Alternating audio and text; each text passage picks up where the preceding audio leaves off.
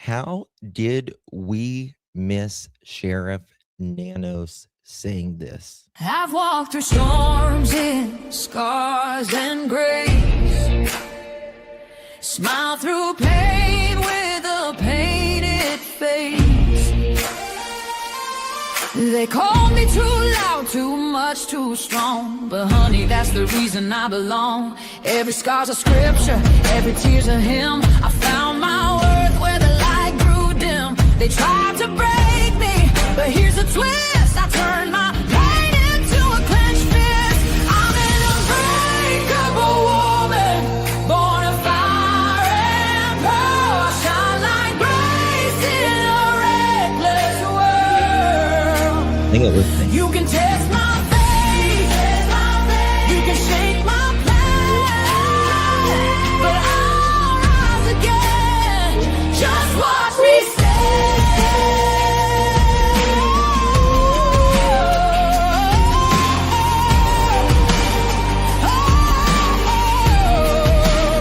I've been whispered about and written off, judged by the gloss, not the cause. But God don't build weak hearts from gold. He made me fierce and he made me bold. I bend, I pray, I roar, I rise with mascara, tears and battle cries. Don't need your crown, I forge my own. From ashes, honey, I build my throne.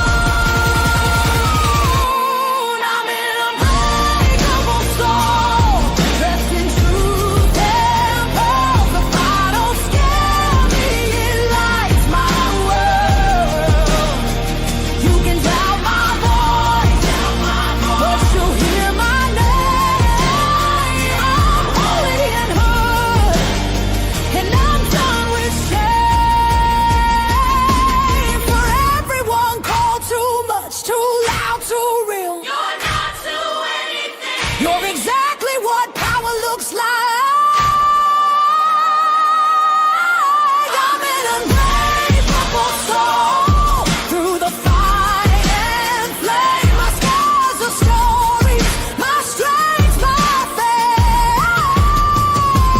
Faith in my heart, fire in my clothes, forever divine.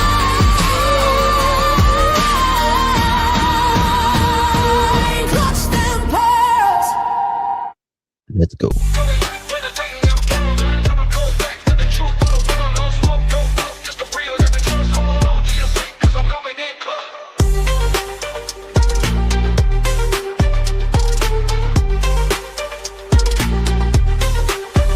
Coming in clutch, better tighten them pearls, dropping cold facts. Got the truth for the world, no smoke, no fluff, just the real that we trust. Hold on to your seat, cause I'm coming in clutch.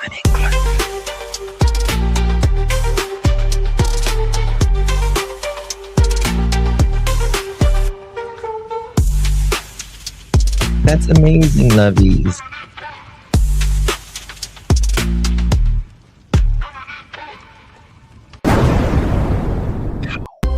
Coming in clutch, better tighten them pearls, dropping cold facts. Got the truth for the world, no smoke, no fluff, just the real that we trust. Hold on to your seat, cause I'm coming in clutch.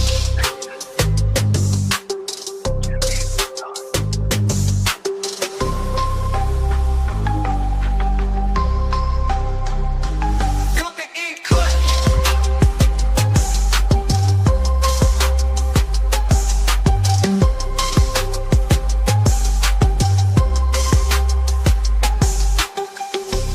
Coming in clutch, better tighten the pearls, dropping cold facts. Got the truth for the world, no smoke, no fluff, just the real that we trust. Hold on to your seat, cause I'm coming in clutch.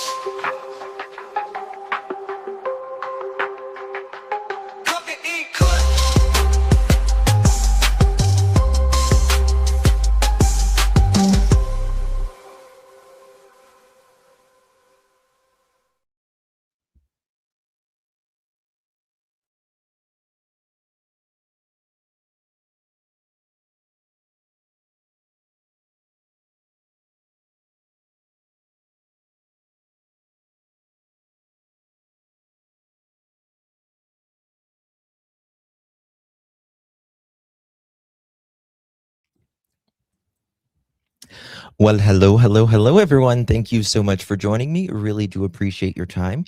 You could have chosen to be anywhere on YouTube. You have a lot of options, anywhere on the internet, anywhere in thy world, and you chose to be right here. I know your time is very valuable, and I do appreciate you spending some time with me. Today is March 28th, 2026. It is currently 7:27 p.m. on the East Coast of the United States. Bonjour. Hello, beautiful pearls. Thank you all so much for joining me tonight. We are talking about the Guthrie case and going over some stuff today with one of my mods. And we were talking about something, and I don't know how we missed this. I've not heard anybody speak about this, what we're going to be speaking about. And we're going to get there, I promise. So, but before we get started, you know what I'm going to ask, what we all ask, all of us YouTubers, if you would please be so kind and please hit that thumbs up button or double tapping the screen if you're on the mobile there. Also, if you would consider sharing out this live, hit the share button, copy that link, drop it in any of your favorite social media platforms. Also, if you would consider hyping this video after the live stream, you get 3 a week. If you don't use it, you lose it. They're absolutely free. And all 3 of those things are just amazing free ways you can help this channel. So it's good to see everyone in chat. I'm going to say hello to a few of you real quick. Someone just said they text me. Yes. We make sure you guys, mods, if you would be so kind to remind me to sing happy birthday to Mini Panthers son. I'm going to make sure I sing happy birthday at the end of the live, if you would be so kind. I just got a text, so make sure you guys, Mini Panthers is our mod. She's usually in the bushes though, but she's always watching. And so if y'all would say hello to Mini Panther son's birthday. Hey Ginger, good to see you, my friend. 2012. Regarding the poll, if Kelly ordered Nanos to wreck the crime scene evidence, then Nanos gets an A++. What do you mean by that? Pam, good to see you. Michelle, Ginger again. Michelle, peace of all. Good to see you, love. Robin, Connie, Miss Kelly, War Damigo, how you doing? Susan, hello, darling. Summers Army, bonjour, darling. Bo, hello. Lovies, good to see you, my friend. Deanna, hello. Allegedly, hello, darling. Not Lob, hello. Andrea, Bo, Miss Connie, Trishy818, Lori, his name is Marshall. You can, what is it? Marshall is Mini Panthers. Their son's name. Michelle, Susan, Lisa, Mary Beth, Cassie, good to see you. Kim, Leslie, always keeping it real. Summers Army, 17 months. OG Sister, thank you so much. Hello, my beautiful friend. I made it. Yes, love you, darling. Appreciate your support. Really do appreciate that, my dear. Good to see you. Hopefully you're well. Good to hear from you, my dear. And Miss Sharon, 22 months, legendary status. You guys are truly the best. Just the absolute best. I've got the best people here. Everyone that always comes in chats are like, this is the best. I'm like, yeah, it really is. Not just saying that, but it really is. Everyone's just amazing, kind, gets along, all that stuff, all that jazz. So yeah, hey Casey, good to see you, friend. Yep. Oh, thank you, Lori. Hey, baby, good to see you. Thank you.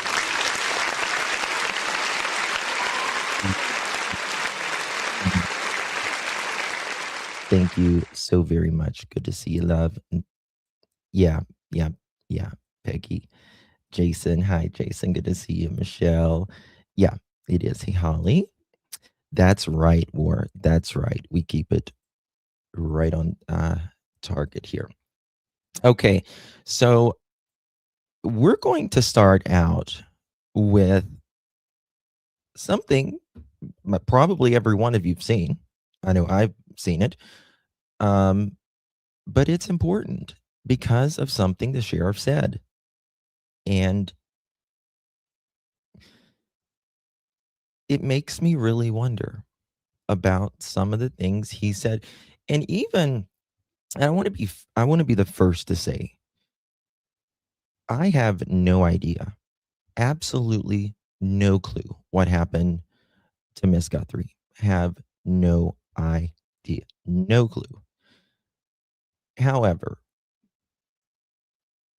the sheriff himself has said that the family is clear. He's also been very wishy washy on all of his statements for that matter. But I just cannot, in my mind, can't clear anybody at this point. Now, some people have absolutely, like the family, there's just no way or no how, anything like that. I'll be the first to say I don't think Savannah, God bless her, or Cameron, obviously, they were on the other side of the country. I don't think they have any reason at all either. But there's been some really confusing things around this timeline. And I'll be the first to say as well that I don't believe this is Tommaso, that's for sure, at all. But we'll get to all of that in just a minute. Guys, please hit that thumbs up as you're rolling in. Nikki, good to see you, darling. Appreciate you. Call in question mark. I might be able to do some calls in a little bit. I think I got my ringer off right now. But I can text you in a little bit if you want to call in. Good to see you, my dear. I think I found your channel, by the way. Love you, darling. Thank you so much. Lego, how you doing? You almost 2 years with the best channel on YouTube. Speaking of, thank you so much, Lolo. 23 months. You are legendary. Really do appreciate you. Yes, I feel something is just not right. And so after I was speaking with one of the mods today, she had texted me and we were discussing this.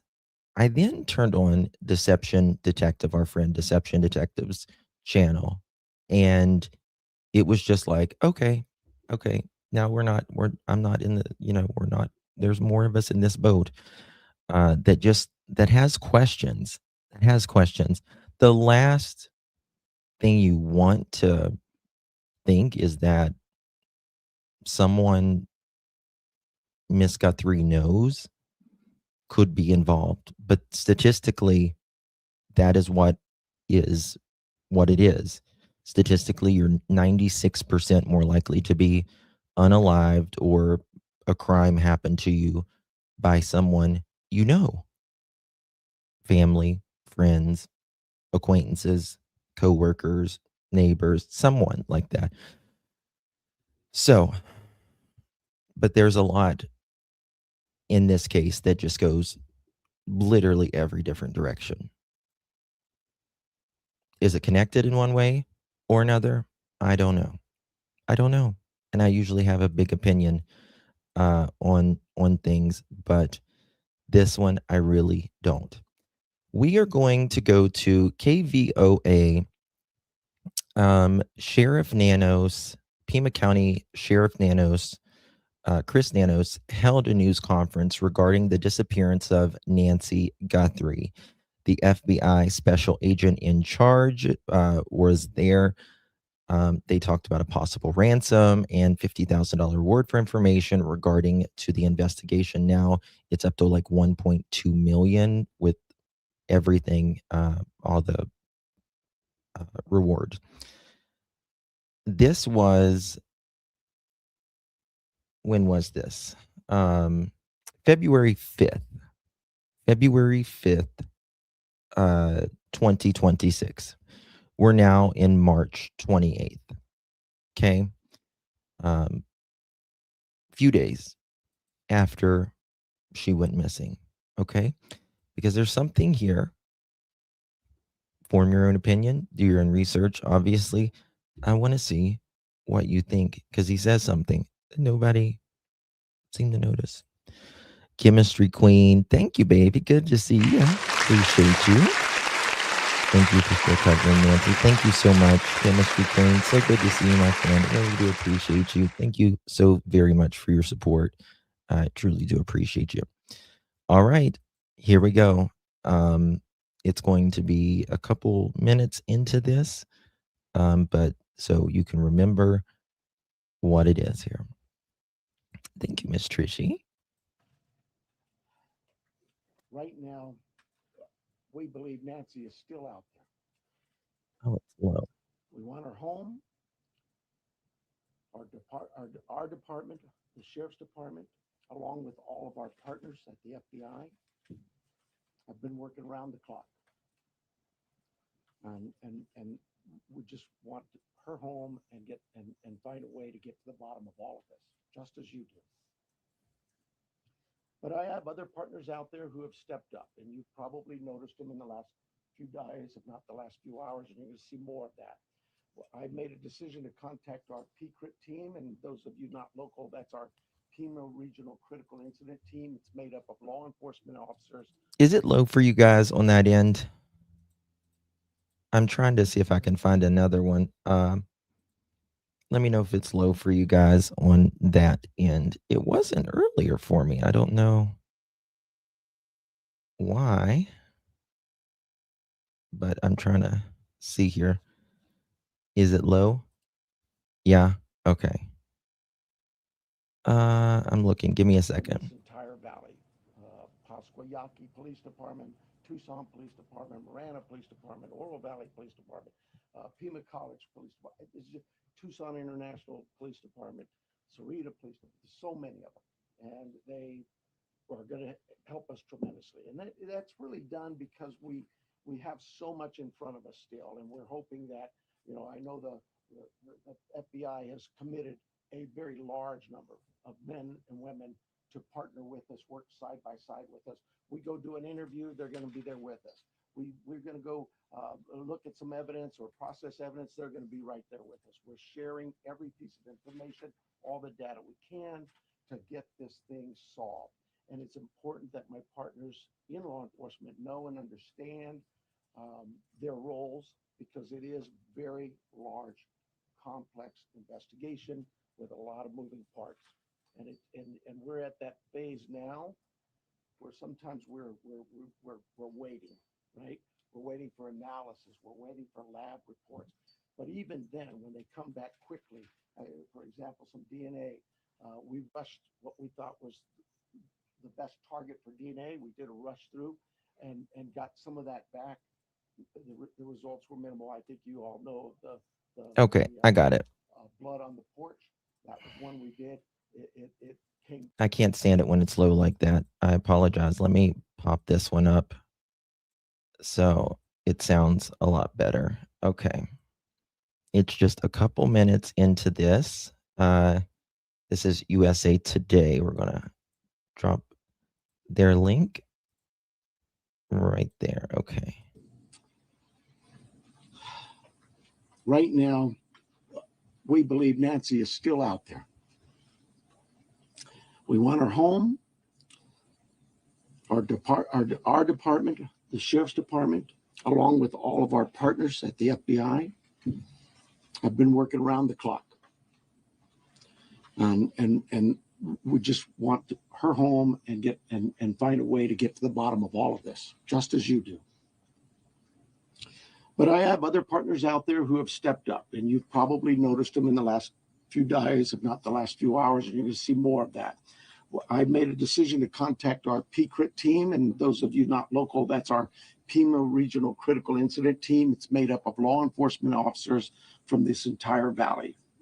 Pascua Yaqui Police Department, Tucson Police Department, Marana Police Department, Oro Valley Police Department, Pima College Police Department, Tucson International Police Department, Sarita Police Department. There's so many of them, and they are going to help us tremendously. And that's really done because we have so much in front of us still, and we're hoping that, I know the FBI has committed a very large number of men and women to partner with Getting us, work close. side by side with us. We go do an interview, they're going to be there with us. We're going to go look at some evidence or process evidence, they're going to be right there with us. We're sharing every piece of information, all the data we can to get this thing solved. And it's important that my partners in law enforcement know and understand their roles, because Okay, get with it. we're It's very interesting. I just want to say something. It's very interesting how Nanos he keeps talking about his partners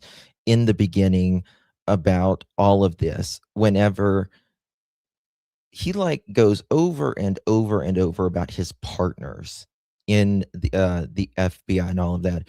When he was, for the first 3 weeks, allegedly not sharing shit with the FBI. And that is a little cunning, if you ask me. A little cunning, a little dirty. we're waiting, right? We're waiting for analysis. We're waiting for lab reports. But even then, when they come back quickly, for example, some DNA, we rushed what we thought was the best target for DNA. We did a rush through and got some of that back. The results were minimal. I think you all know the blood on the porch. That was one we did. It came back to Nancy. That's what we know. But there's still more items that have been submitted. We just haven't got them back yet. But in the meantime, we're not just sitting on our haunches waiting. We do have a number of leads coming in, and that's why we brought in the FBI for one, but PCRIT as well, to be able to get out there. But it really is about getting our partners out there, different partners. Suspects. I know there's been a lot out there about suspects, and I want to be very clear. Jesus At this God. time, we have not identified a suspect or a person of interest in this case. We are working our best to do that. But to be clear, we have nobody of interest or any suspects that you would consider a prime suspect. We're just not there. We're not there yet. The timeline, I think we've got it on the board, do we not? This is a timeline that we have been able to develop with some of the things that we've had processed, various pieces of electronics that we've gathered. And you look at some of this, and I know you're going to say, well, why did it take you so long to get this to us, Sheriff? Well, because one thing, it's got to go out and be processed at different lab Guys, sites. y'all were going to kick my ass. I am so sorry. So sorry. Here we go. Maybe that was the right one, but I know this one is for sure. All right, I'm going to play it just right where it starts, and it's going to be right there. Just give it 30 seconds. Electronics that we've gathered. All right, listen to this. Let's Okay. quickly have some questions. This was the 5th. Questions about what you've seen in the last couple of days. I'll gladly answer those at that time. But it really is about getting our partners out there. To be fair, when we went to that scene the first night, Saturday night, you hear that? Did anyone hear that? When we went to the scene the first night, Saturday night, how did that happen? It was Sunday morning, afternoon.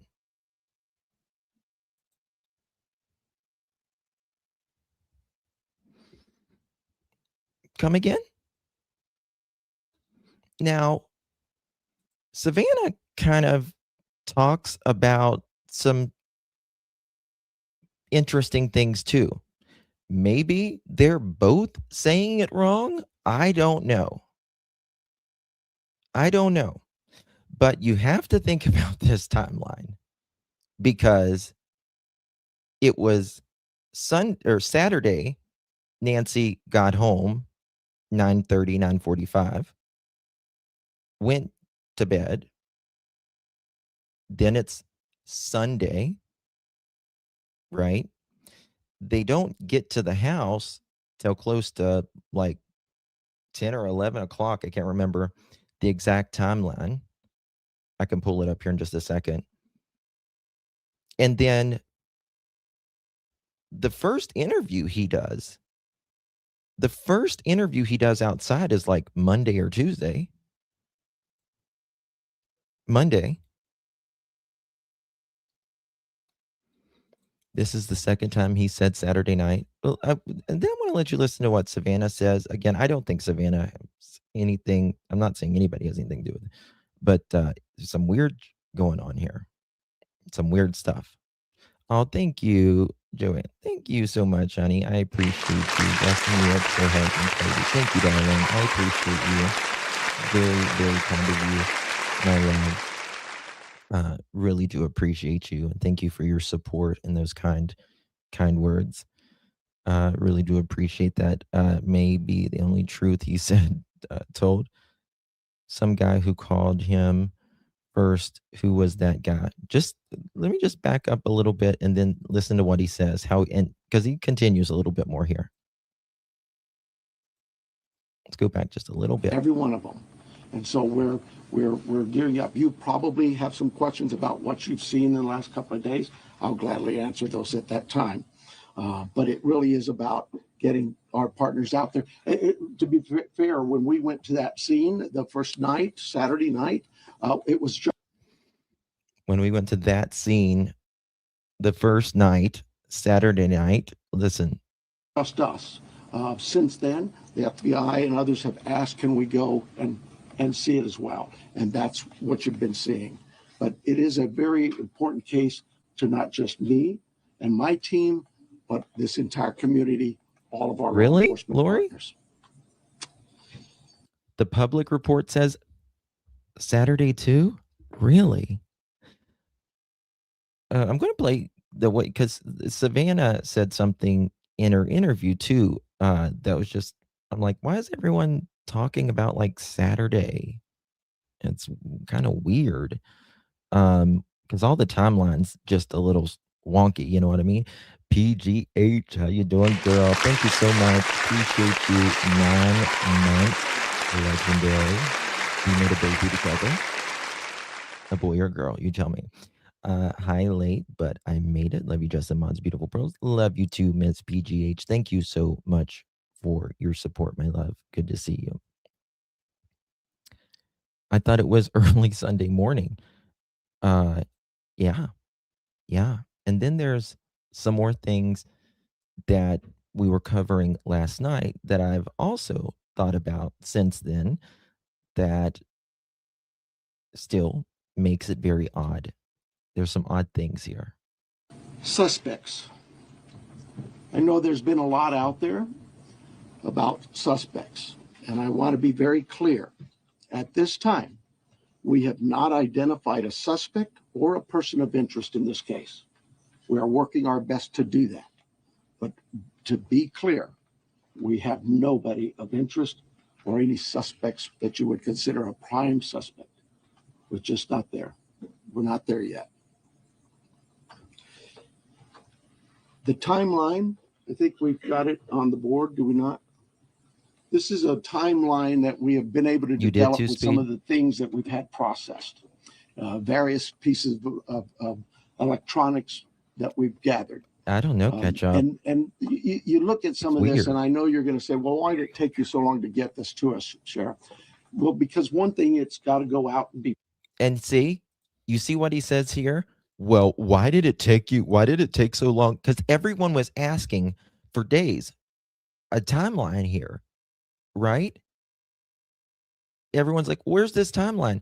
And he just said, I know y'all have been asking me for. Listen to what he just said. Working our best to do that. But to be clear, we have nobody of interest or any suspects. Listen to what he says about this timeline. A prime suspect. We're just not there. We're not there yet. I know. Right here. The timeline, I think we've got it on the board, do we not?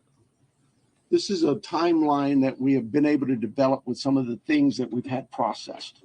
Various pieces of electronics that we've gathered. Sure, here. And you look at some of this, and I know you're going to say, well, why did it take you so long to get this to us, Sheriff? Exactly.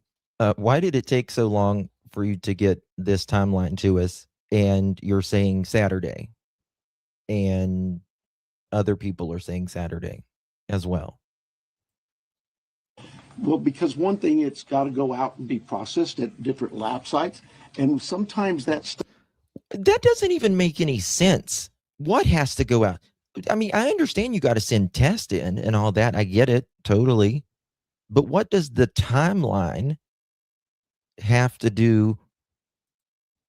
Like, the doorbell, all of this,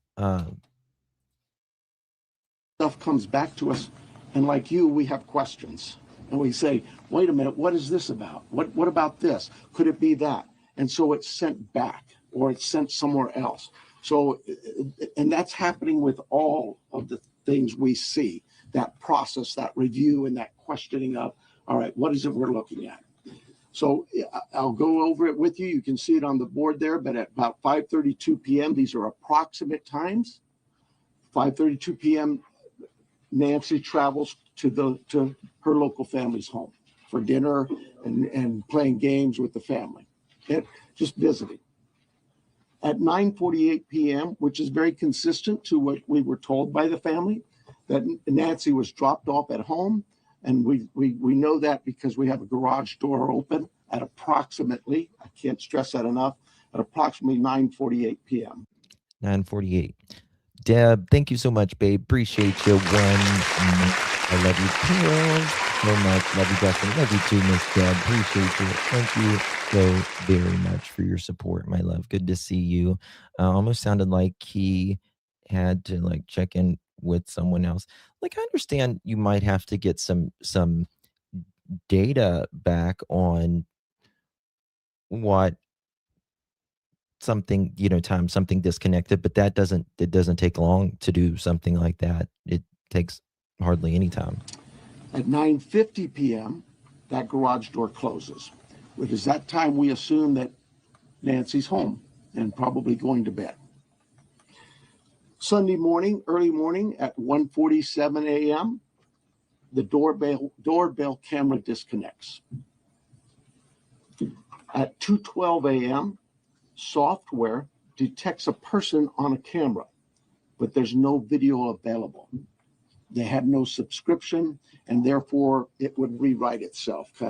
It just kind of loops, right, and covers up. That's what our analysis teams have told us. We're not done with that. We'll do all we can, but that's what it says. So that detects a person on camera. Could that be an animal? I imagine that's possible. We don't know that. We just have no video. Weird. But we're not giving up on that. Deception Detective did a really good video today. I think it was today. It might have been yesterday. I watched it. But I don't know. It was very, one thing that's just very concerning to me is the one day, I say this every single live, that he said nobody is cleared, not even the family. The next day he rolls out and says, family is cleared. You should be ashamed of yourselves.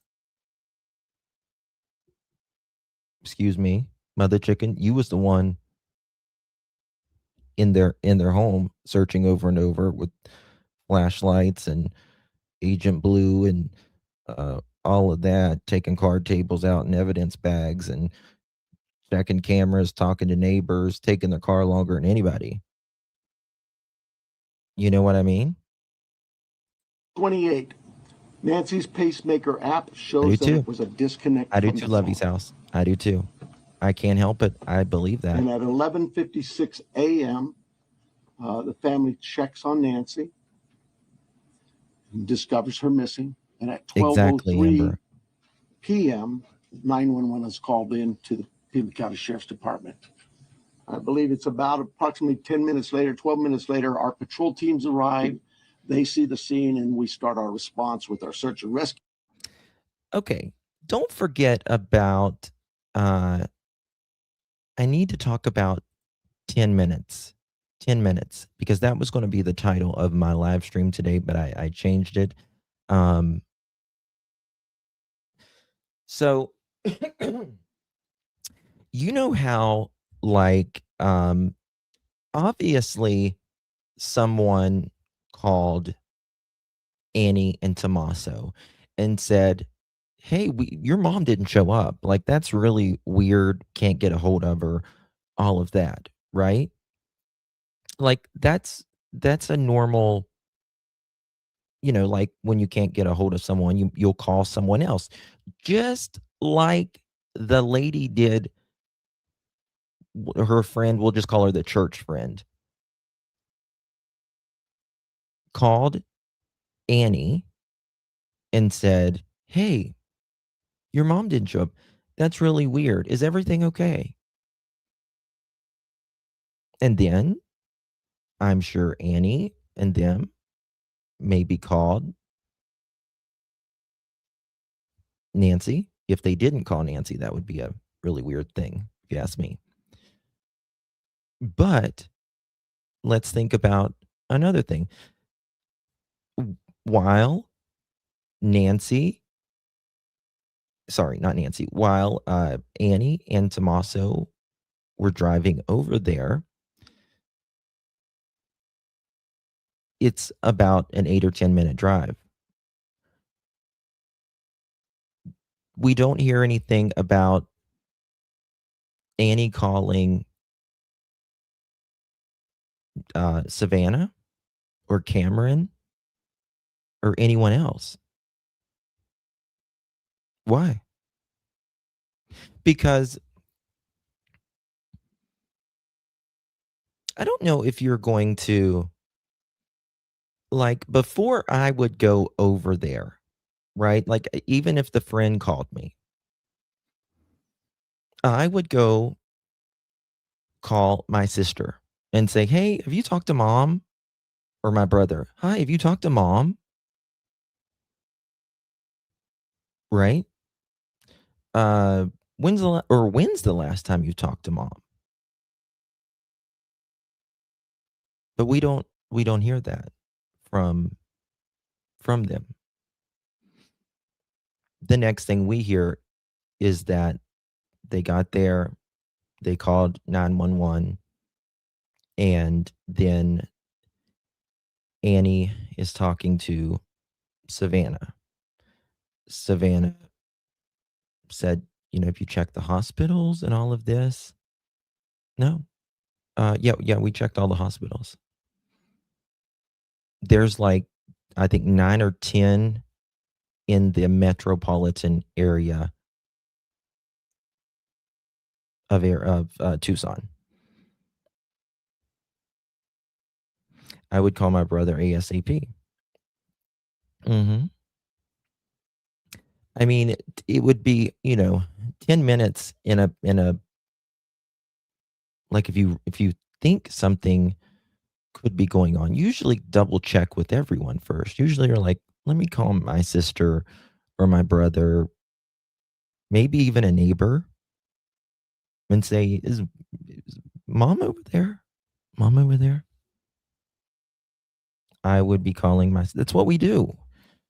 I mean, that's what the church friend did, right? She called a family person because Nancy didn't show up there, and that's what you do if you're concerned. You make sure if nobody else has heard from them. Just a normal thing. Jan, thank you so much, my friend. Appreciate your support. Very kind of you. Thank you so much, and thank you for being a member here on the Pearl family. Really do appreciate your support, my friend. Good to see you. It does, Jenny. It does. There's just a lot of weird things. Um, 1 second here.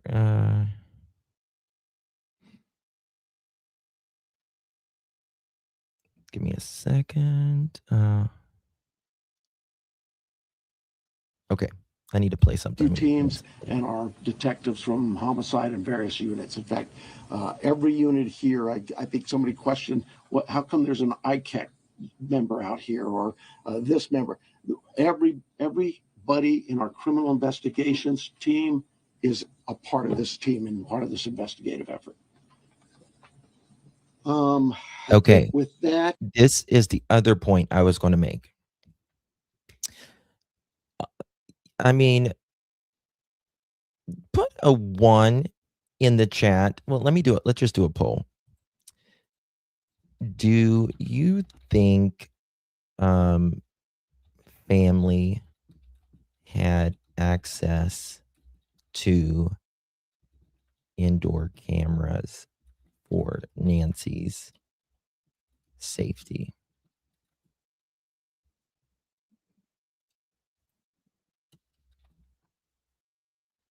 Yes? No? Unsure. Okay. I want to see this before I point this out. Do you put a 1 in chat if yes, it'll automatically go on this poll. Do you think the family had access to the indoor camera for Nancy's safety?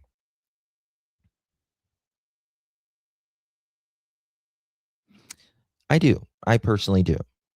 I don't see why would Nancy have cameras on herself?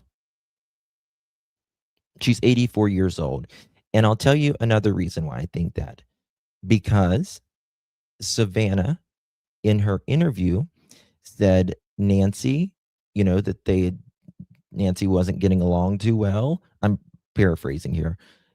And she said, she still wanted her independence and all of that. So, that's why, family looked after her and all of that, right? So I think, in my opinion, and it's not uncommon, it's a good thing to have cameras for your aging loved one in case they fall, they break it. God forbid, break a hip, but it's very common at that age. But this is the other thing.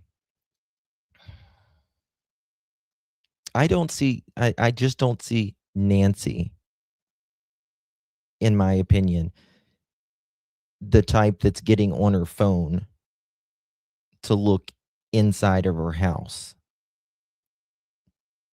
She's 84 years old. She's just not of that generation generally. Not that 84-year-olds can't. They usually just don't care.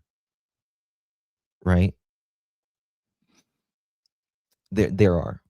Yes. So, what about this? If you're concerned, and you say, your friend calls and says,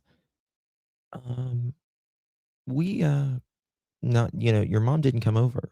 Mom didn't come over. Have you heard from her? Can you check on her or whatever? And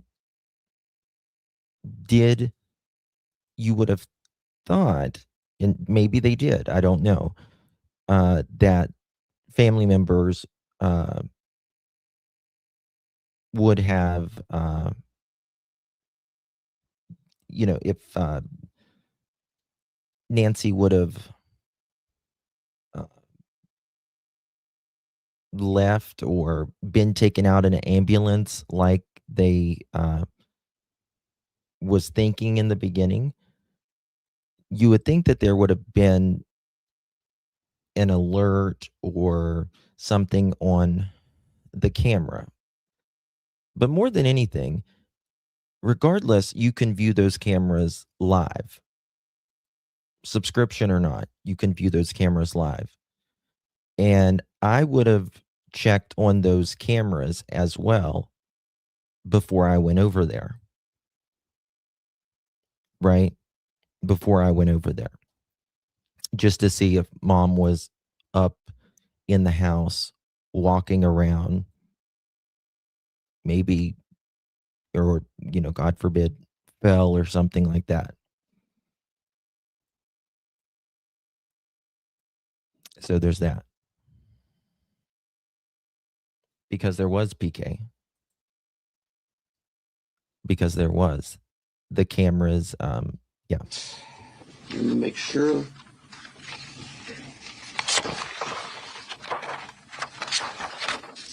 Now, I want to clarify some things that I may have already done, but yeah, I've gone over with the blood at the front door. Oh, absolutely. Absolutely. I don't know about phone calls, but I know, like, with most of the cameras, there's audio and video, right? Like, it has like a speaker, you can talk through it through the app. And also the persons in the room can hear you, but you can have like a kind of a two-way conversation. Doorbell camera, it was removed. We know that, but we're not confirming that any cameras were smashed or destroyed around the house. I don't know where that came from, but that's something we're not confirming.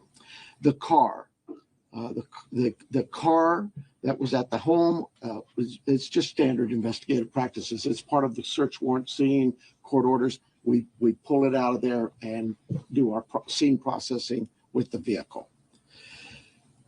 Uber, we did speak to a driver because Nancy, we learned, had been taken the Uber to the family residence, the daughter, for dinner. And we located that driver and spoke with them and got that information. The house, you guys got this, I think, conducting follow-up. I think you said somebody had mentioned that they saw a team out there again last night or yesterday, and that's just, again, what I was talking about before.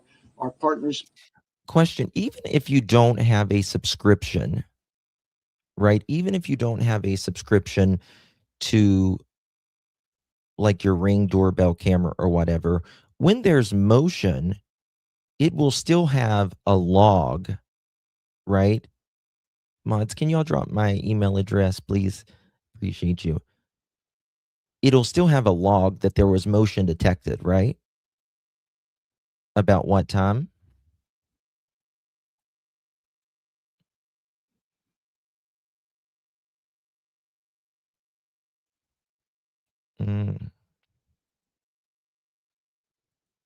You can turn it off. I know. Yeah, it's not. I'm not talking about like. Yeah, you can get a notification, but I'm just talking about there's a log that you can look on when there was activity, right? Regardless of whether you have a subscription or not. I would be looking at that as well. When was the last time, mom was in front of a camera? When was the last time there was motion in the house, right? As well.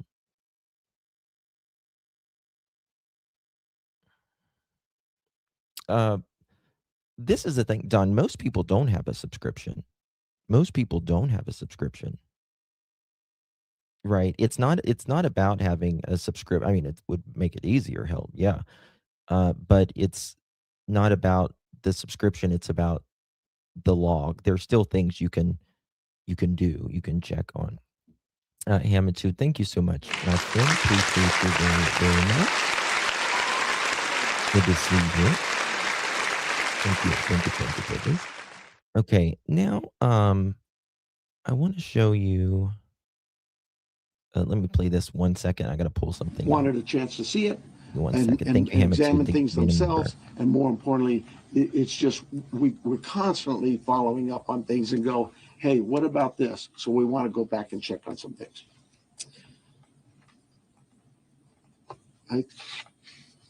Oh, here's the other thing. Someone had mentioned there was forced entry. I have no clue where that comes from. We have been very consistent. We are not discussing that at all. Whether it's forced entry or not forced entry, that is something we're just not discussing. So I don't know where anybody got that information. I think I am about done with my piece of this. I'm going to bring up here Heath Yankee, and I think you know him if you haven't been here. John Edwards is the assistant agent in charge with the FBI here at the Tucson office. Heath Yankee is the special agent in charge for the state of Arizona out of Phoenix, and he will come up and speak.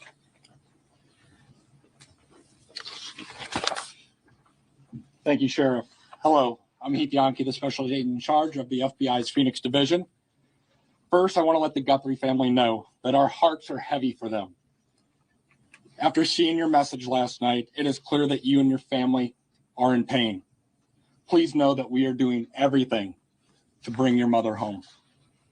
The FBI is now working this case jointly with the Pima County Sheriff's Department, and we're going to start today by announcing a $50,000 reward for information leading to the recovery of Nancy Guthrie. Okay. I want to play something that Savannah says here. And again, I 100 billion% don't think Savannah or anything like has anything at all to do with it. But I do want to, she says something that's interesting here, and then we'll talk about it. Thank you, Nyla. Appreciate your idea. Thank you, Nancy. Thank you so much. I really do appreciate your support. Let's just hope this is over soon. Let's just hope this is over soon. It's about her learning about the news, right? Perhaps she felt it was Nancy was perfectly capable financially. Maybe she didn't want it. You mean the subscription? Yeah. I mean, this is the thing. Most people don't have the subscription. Or sometimes they just forget about it. Sometimes they don't, it's a trial and they forget about, for after the trial ends, they just don't renew it or whatever. That's totally normal. Okay, Lori. Thank you, baby. Okay, listen to just something right here. Take me back to the day. It was, I guess, a normal weekend for you. Yeah. The weekend your mom It's about the weekend. Listen to the words. went missing. Tell me what you were doing and what happened. Well, I had given Mike for Christmas a boys' trip to go play tennis. And so he had been gone for the weekend. So I took my kids actually to Carson's. Mm-hmm. So we had a beautiful, fun night together. And then I came home. And really, it just got home at the same time that Mike came home. We were just saying hi, putting down our stuff, and the kids were running around. And my sister called me, and okay. What time is this that she's saying? She said we had a fun weekend and we had just gotten home. We had a beautiful, fun night together. And then I came home, and really, it just got home at the same time that Mike came home. We were just saying hi, putting down our stuff, and the kids were running around. And my sister called me, and I said, "Is everything okay?" Mm-hmm. And she said, "No." She said, "Mom's missing." And I said, "What? Yeah. What are you talking about?" She said, "She's gone." She said she'd gotten home from Carson's at night. Yeah. And there is a time difference as well.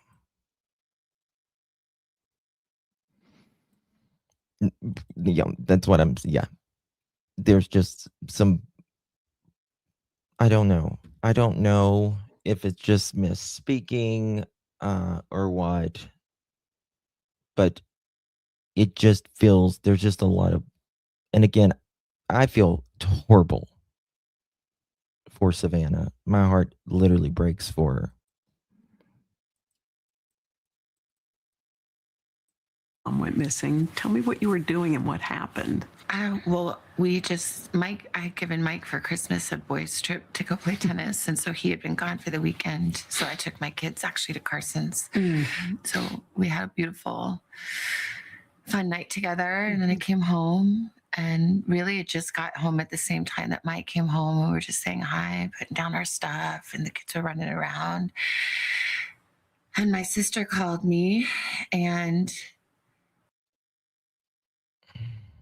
She had a fun night and they came home with the kids. Her husband came home and her sister called. Right. And then Sheriff Nanos, he says that Saturday night,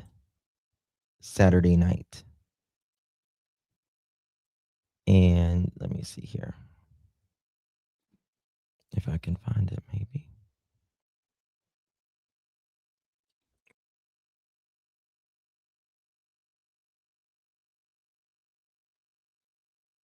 Yeah, he says Saturday night. You just heard it. I played it just a minute ago. We had a fun night together.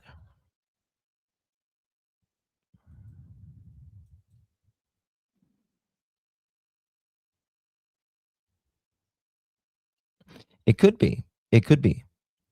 It could be, Crystal. That's what I'm saying. She may have not said it like very clearly. Nanos could be off. Again, I don't think it's weird, particularly hers, as much as I do Nanos, because he's a doofus. However, I do our friend Deception Detective, I call him DD, the big DD. He makes some really good points here today. Mods, I just dropped Deception Detective. Make sure you sub up to Deception Detective, also known as the Big DD. He does statement analysis.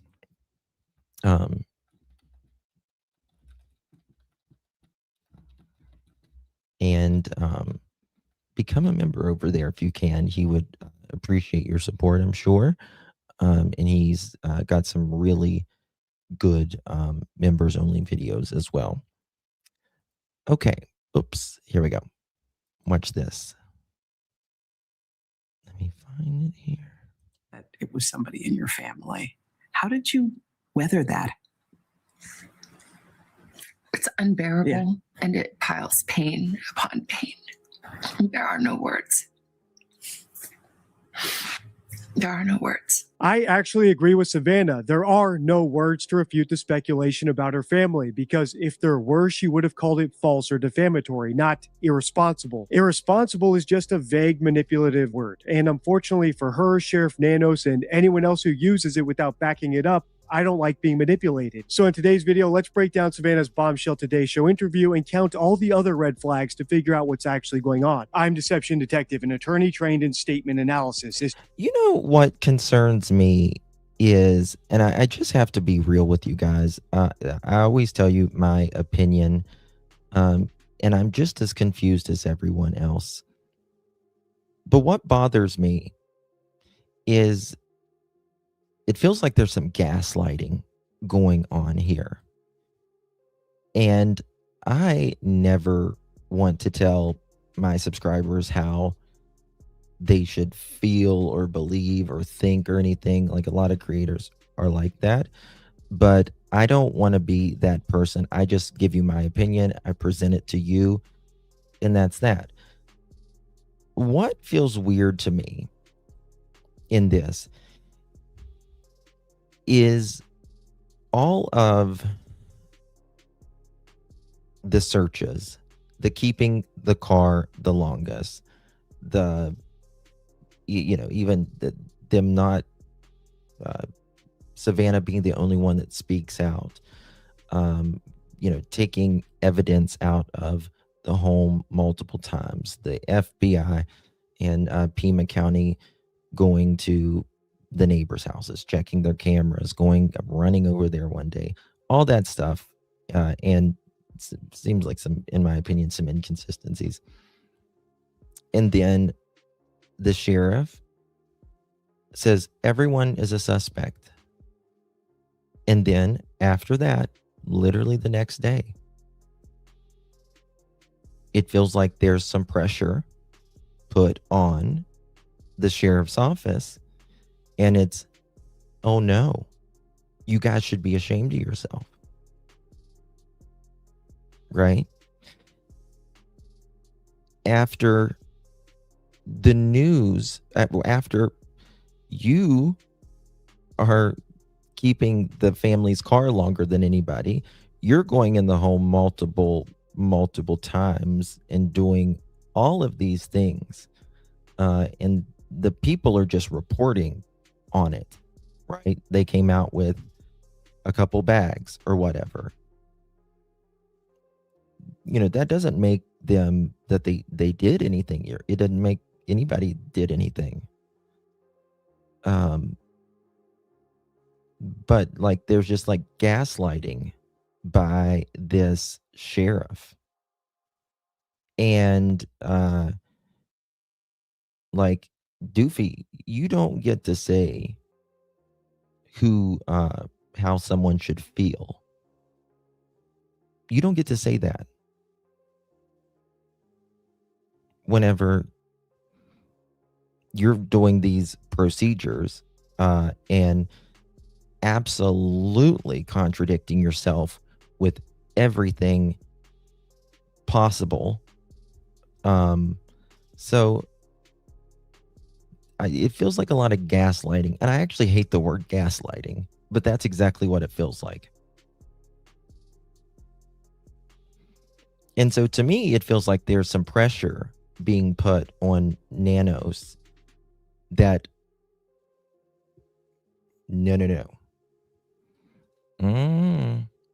Okay, listen to this. This channel exposes lies and manipulation. So if that's your thing, hit subscribe. For early access to new videos, over 60 exclusive videos, and other cool perks, consider becoming a channel member. Link in description. I assume everyone watching is already familiar with the Nancy Guthrie kidnapping case. This is my 13th video about it. So instead of recapping the investigation, I just want to quickly recap my opinion of Savannah before we start analyzing her interview. Ever since her very first video, Plea, I haven't thought that she was involved in her mother's abduction, but I couldn't say the same for either of her siblings. And the more I see of Savannah, the more I think she's actually in denial about that possibility, whether they're guilty. And that's the thing too. I believe with all my entire heart that Savannah and Cameron are victims with every fiber of my being. And I hope that no one in the family, friends, whatever, has any part, any way to do with it. But whenever you have members of the family who was the last to be with them, the last to see the person, and statistically, overwhelmingly, it's likely someone she knows. Yeah. Or not, which is why she's resorting to emotional manipulation to step. And it feels like, people who are, it feels like she's in denial. And I could understand that to an extent. You know what I mean? Like nobody wants to think it's even possible. The speculation about them rather than just disproving it. But after seeing this new Today Show interview, I think even that opinion might be charitable. In other words, I think she might literally be covering for them as an accessory after the fact. And I know that might seem like a big leap, but just listen to this. Let's start watching. The weekend your mom went missing. Tell me what you were doing and what happened. Well, Mike, I had given Mike for Christmas a boys trip to go play tennis. And so he had been gone for the weekend. So I took my kids actually to Carson's. So we had a beautiful, fun night together. And then I came home, and really it just got home at the same time that Mike came home. We were just saying hi, putting down our stuff, and the kids were running around. And my sister called me, and I said, "Is everything okay?" And she said, "No." She said, "Mom's missing." And I said, "What? What are you talking about?" She said, "She's gone." And she was in a panic. I was in a panic. I'm like, "Call 911." She's like, "I did. We called them. They're here." And we thought that she must have had like some kind of medical episode in the night, and that somehow, the paramedics had come because the back doors were propped open, and that didn't make any sense. We thought maybe they came and there was a stretcher and they took her out the back.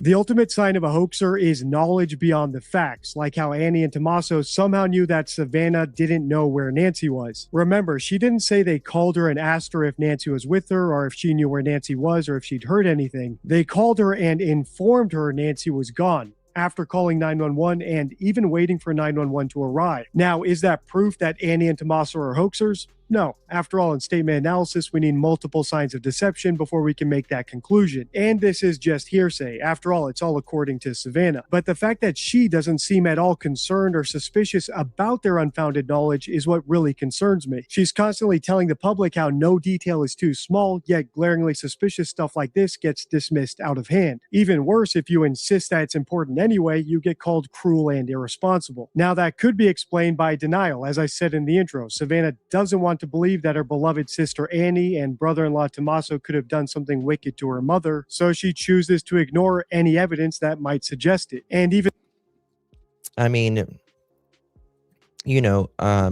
even to say something like, in my opinion, like, I understand, her being an attorney, like saying something to the effect of like, I get it. The public thinks that, the person who last sees, the victim, my mother, is many times the suspect.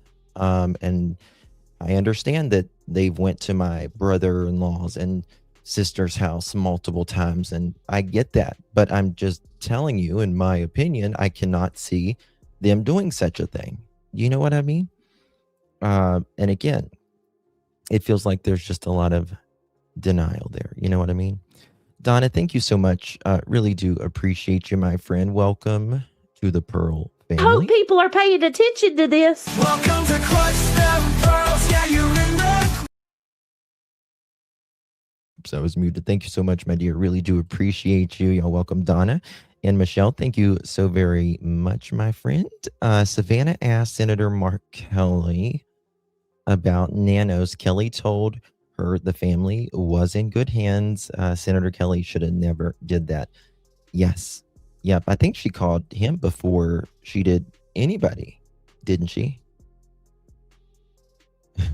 Kelsey. Told you. Yeah, I think so. I think she called first. even though it's misguided, it's totally normal and understandable. I've done multiple videos about the cognitive dissonance I think she and Sheriff Nanos are experiencing about the family. But here's the thing, some of the stuff Savannah says in this interview goes way beyond simply ignoring suspicions about the family. And a great example of it is coming up. So let's keep listening. She said, "Mom's missing." And I said, "What? Yeah. What are you talking about?" She said, "She's gone." And she was in a panic. I was in a panic. I'm like, "Call 911. Yeah. She's like, "I did. We called them. They're here." And we thought, you would, and one thing, you know, like I said, I would think before I went to my mother's house, allegedly it was like perhaps even an hour after she was called, that they went over to Nancy's house, I would have called my sister, my brother. Have you talked to mom? When's the last time you talked to mom? Might check the cameras, all of that. But That again, just like the church lady called and spoke to Annie. she must have had like some kind of medical episode in the night, and that somehow, you know, the paramedics had come because the back doors were propped open, you know, and that didn't make any sense. We thought maybe they came and there was a stretcher and they took her out the back, but her phone was there and her purse. Kelsey, thank you so much for 1 year, my darling. Really, really do appreciate you, my lovies. You're very kind. Thank you for your continued support. So if, for instance, doesn't seem weird to me that Savannah had to ask Annie what was wrong. It was probably obvious in Annie's voice, and she's not going to blurt out, "Mom's missing." I think Ginger. What is the reason no one is searching for her? SG says we want answers. A body could possibly help give them evidence too. Yeah. More importantly, why the hell is Nanos not taking on the free help from people like United Cajun Navy? That's no cost to the taxpayers, 100% free, and they all have proven records. They have the technology. They can search 1,000 times better than law enforcement because that's what they specialize in. Law enforcement does a little bit of everything. Why not have him looking for her?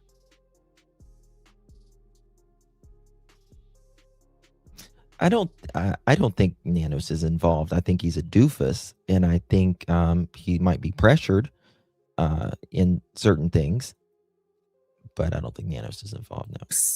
Was there and all her things, and it just didn't make any sense. So, you know, Annie and Tommy had already called all the hospitals, but then I'm like, I'm going to call the hospital. So then I started calling the hospitals, and the police were there and talking to her at the same time. And it was just chaos and disbelief. Within hours, Savannah was making the long journey home to Tucson.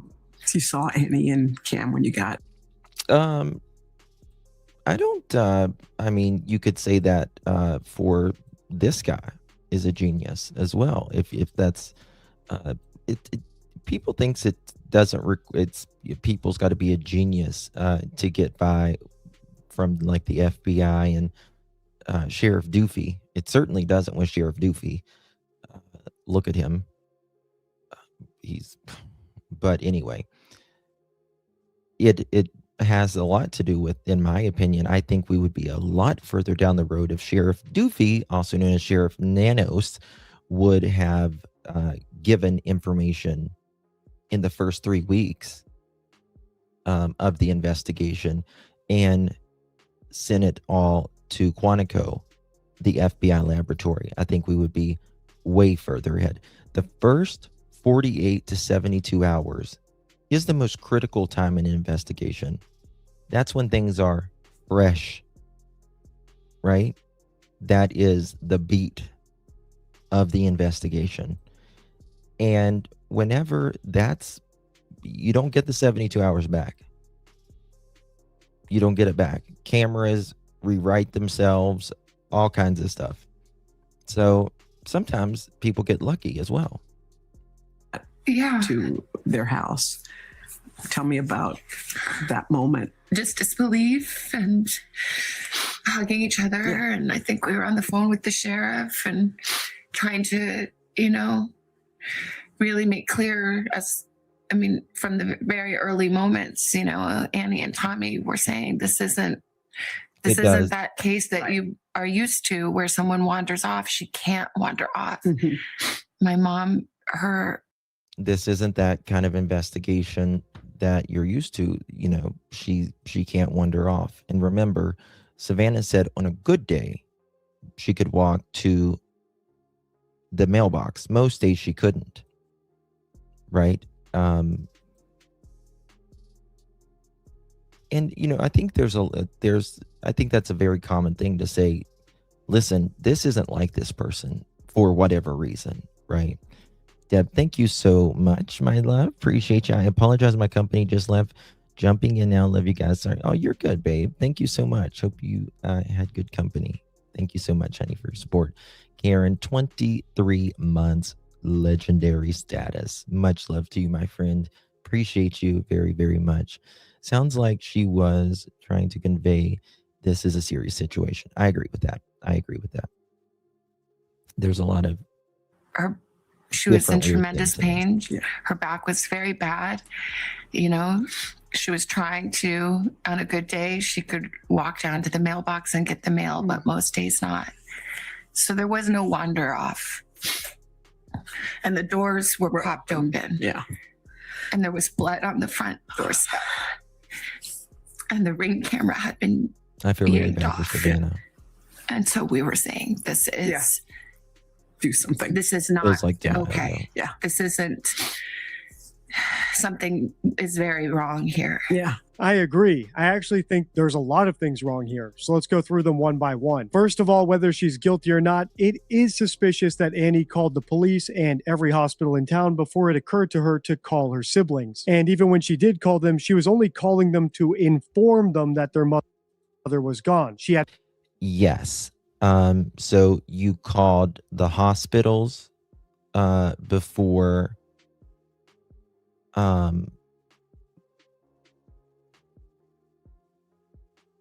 okay. Frankie, you're welcome to have your opinion. But you can't say how anyone should feel in here. You can feel your way, but you can't say anyone should feel any certain way. Thank you for being here. Deception detective is absolutely correct here, right? She called the hospitals before calling siblings. Usually would call siblings first or someone that is around, right? And another thing. And even when she did call them, she was only calling them to inform them that their mother was gone. She had... Are you going to say, you're not going to say you heard from mom? I'm telling you she is gone. Zero curiosity if the mother was with them or if... Right. Oh no, mom was, you know, at her, at Auntie Anne's house. they had heard anything. Not Anna, that's a bad word. Not a bad word. That's a bad name because Anna is the daughter. Auntie Bertha's house. Second of all, it's suspicious that Savannah doesn't find that suspicious. Just like knowledge beyond the facts, lack of curiosity is a sign of a hoaxer because a hoaxer already knows what happened. So feigning curiosity doesn't even occur to them in the first place. And if the truth is incriminating, they don't actually want to get to it, so they don't act as curious as they claim to be. Of course, if Savannah knows deep down that her sister is involved, but she's in denial about it, that also makes sense that she doesn't want to actually get to the truth. On that same note, it's also suspicious that the public Savannah has repeatedly and consistently asked for help is only just now getting vital clues about the crime scene. Savannah knew since day one that the back doors were propped open, yet we're only hearing about it now, 2 months later, in a network exclusive 2-part interview in between ad breaks. You'd think if she actually wanted the best chances possible of getting her mother home alive, she would have released that information right away in the most public forum possible. Finally, I really don't like how fast and loose Savannah is being with the facts. Remember, this interview is ostensibly to get help finding her missing mother, yet she called the doorbell camera a Ring camera. I thought it was a Nest camera. She also said that Nancy's phone, medicine, and everything was left behind. But how could she possibly know that? Was everything in Nancy's house inventoried? And was she not wearing anything when she was taken out? I get that it's an expression and that people misspeak about brands, but still, if the point of this interview is to get accurate information out there to find her mother, I would have expected her to be more meticulous. The thing is, I don't think that's the top priority. I think the top priority of this interview is actually to run cover for her family. We've already heard Savannah talk about how thorough Annie and Tommaso were in their investigation for where Nancy was as soon as they realized she was missing, which of course backfired because it just makes them look more suspicious. Now it's time for her to sing her brother's praises. And listen to this, because it backfires even harder than her attempt to put a halo around Annie and Tommaso. Did you guys talk about what possibly could have happened? Like, what could have happened? What went down? Did you? I think my brother, I mean, my siblings are so amazing. My brother, you know, he spent his career in the military and worked in I love that picture of intelligence them. and is a fighter pilot and is brilliant. And he saw very clearly right away what this was. Yeah. And even on the phone, EDD. when I called him, he knew. He knew. And he said, I think she's been kidnapped for ransom. And I said, Yeah. what? Well, why? What? And then, I mean, it sounds so like, how dumb could I be? But I didn't want to believe. I just said, do you think because of me?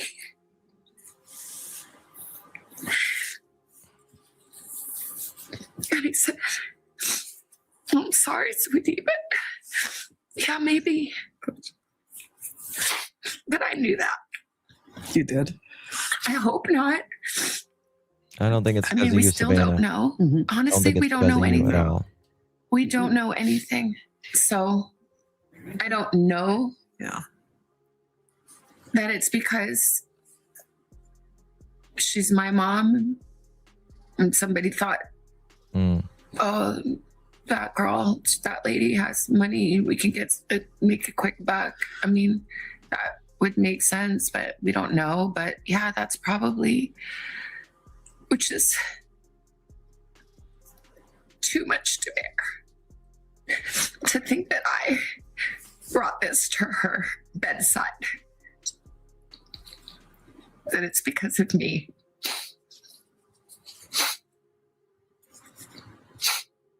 And I just say, I'm so sorry, Mommy. I'm so sorry. I'm sorry to my sister and my brother and my kids and my nephew and Tommy and my brother-in-law. I'm like, so sorry. I'm so sorry. If it is. I think Savannah is the, like I say, like the matriarch now, if you will, of the family, because she's got the most reach and all of that. But I think she is taking on others' responsibilities as well, and defending, like I said, you don't really know someone as well as you think you do when you're not in their everyday life. You just don't. We've all got family out of state, all of us, or out of country, or wherever you are, and you talk to them often, but you don't know their day-to-day. You really don't know their day-to-day struggles, what their financial situations are, if they're having affairs or addictions or whatever. You know what I mean? So I think there could be stuff that she just may not know about as much, maybe. I don't know. I feel really bad for Savannah, but I think she is also she's got enough to carry, on her own, and she's holding too much for Me, I'm her so siblings. sorry. They need to I'm carry so their weight too. Despite the extreme unlikelihood of a kidnap for ransom, Savannah's brother instantly knew that's what happened to Nancy, sight unseen, without a ransom note. He was even able to deduce the kidnapper's motive, at least enough to assure Savannah that It it is was true. indeed her fault. Normally, I'd say that's suspicious, but he's wrong, and I think Savannah is simply doing another manipulation tactic, appealing to authority, her brother's authority, in order to assure us that this was in fact a stranger kidnapping. As I've said since day one, and I don't care how brilliant someone is or how many credentials they have, this is not a kidnap for ransom. And the primary reason 1,000%. I think that is there was no ransom demand. Remember, the ransom itself is the entire point of the highly risky crime of kidnapping someone from. Yes. This is not. This was never a ransom. Goal was Nancy. The goal was Nancy. Just someone who's wanting money is going to do everything that they can to get that money, right? And they're going to send that letter quickly out to the family. They're going to be in touch with the family, not getting TMZ involved. You're not going to wait 4 days. You're going to take her medicine. You're going to make sure Nancy is quite comfortable, right? Just a little. Oh, thank you so much, Miss Karen. Appreciate you gifting 5 pearl necklaces. Really do appreciate that, my love. If you received one of those, make sure you give our gal, Miss Karen, a big thank you. Thank you so much, my friend. You are always very kind to me. I appreciate that. Transport her to vacant house, not by car. Her there, I don't know what you mean by that, my dear. I apologize. I imagine Savannah is in a fog from stress, trauma, lack of sleep. I think she is being quitted into believing certain family members. Yeah, I agree.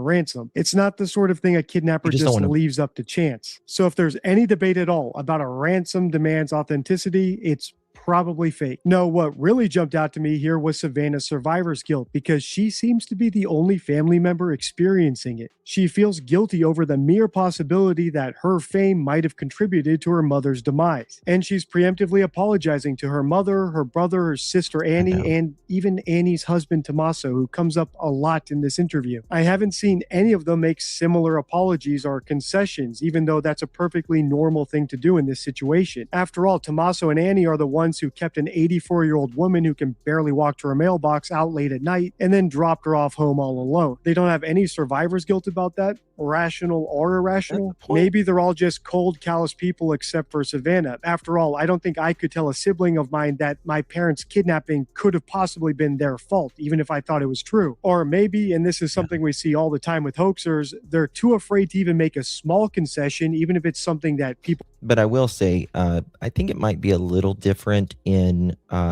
Savannah's brother. I mean, I understand it would be hard to tell your sister something like that, but I also understand the way Cameron's probably brain works because of his previous profession. I think he worked in intelligence, law enforcement, military as well. Parents of missing kids often blame themselves and second guess every decision. Hoaxers, however, can't risk admitting a single mistake leading to contradictions like Proudfoot's. No, we don't regret being strict, even though it may have caused Sebastian to run away, quote, end quote. McCann's, no, we don't regret leaving Madeline alone, even though it enabled her kidnap, quote, end quote. Ramsey, no, we don't regret pageants, even though they made Jean Benet a target.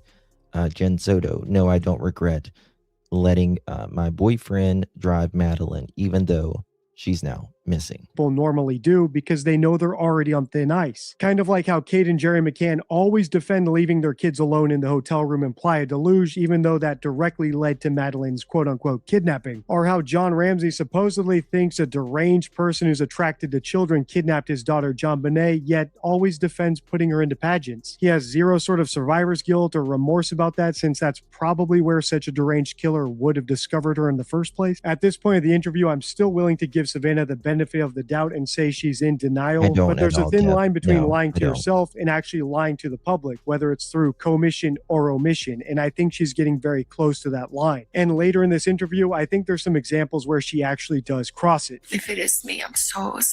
I'm so sorry. We want to thank all of you for the prayers for our beloved mom. In the initial days, you and your sister and brother sat together. In all the despair, you sat and managed to think of words to say. How were you able to do that in that moment? Well, my siblings are amazing. And we are a unit. And I talked about how brilliant my brother is, but my sister is equally brilliant and also has special powers of intuition and faith and language and depth and heart.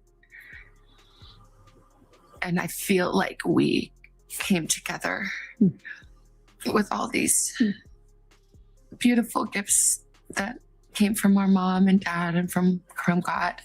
And somehow together we did our best to come up with the words to say. And I haven't posted one thing or said one thing that the three of us haven't decided together. It is surreal. It's, how is it possible that we are having to make a video speaking to a kidnapper who took an 84 LM, you just emailed me. I just emailed you back twice. If you would look at that real quick. year old woman in the dead of night in her pajamas with no shoes, without her medicine. This little person. And to beg for mercy. In the days that followed, multiple notes demanding payment were sent to various media outlets. I agree with that. I think there is either a lot of overcompensating here, or Savannah is. I think she's. It's just really. I think sometimes people are just incapable of when you're in the storm, so to speak. You're just incapable. Some people, particularly, are incapable of just seeing that. Yeah, they were the last ones to see. Like, they've been going in and out of their home, keeping their cars longer than anybody. Neighbor, all kinds of stuff. Just all kinds of stuff. Special powers is odd. It's a little weird. It's a little weird. She's I don't know. The ransom notes or ransom requests came. Did you believe those to be real? There are a lot of different notes, I think, that came. And I think most of them, it's my understanding, are not real. And I didn't see them. But, you know, a person that would send a fake ransom note really has to look deeply at themselves. Yeah. To a family in pain. But I believe the two notes that we received, that we responded to, I tend to believe those are real. Really? If you're not aware, I put they do believe that those two notes are real. I believe they are real. I believe maybe one or two are real, but I don't think they are technically ransom notes. I think they are um, a way to distract, in my opinion. Didn't she say she didn't see the notes? No, the family did see some of the notes, from what I understand. Right?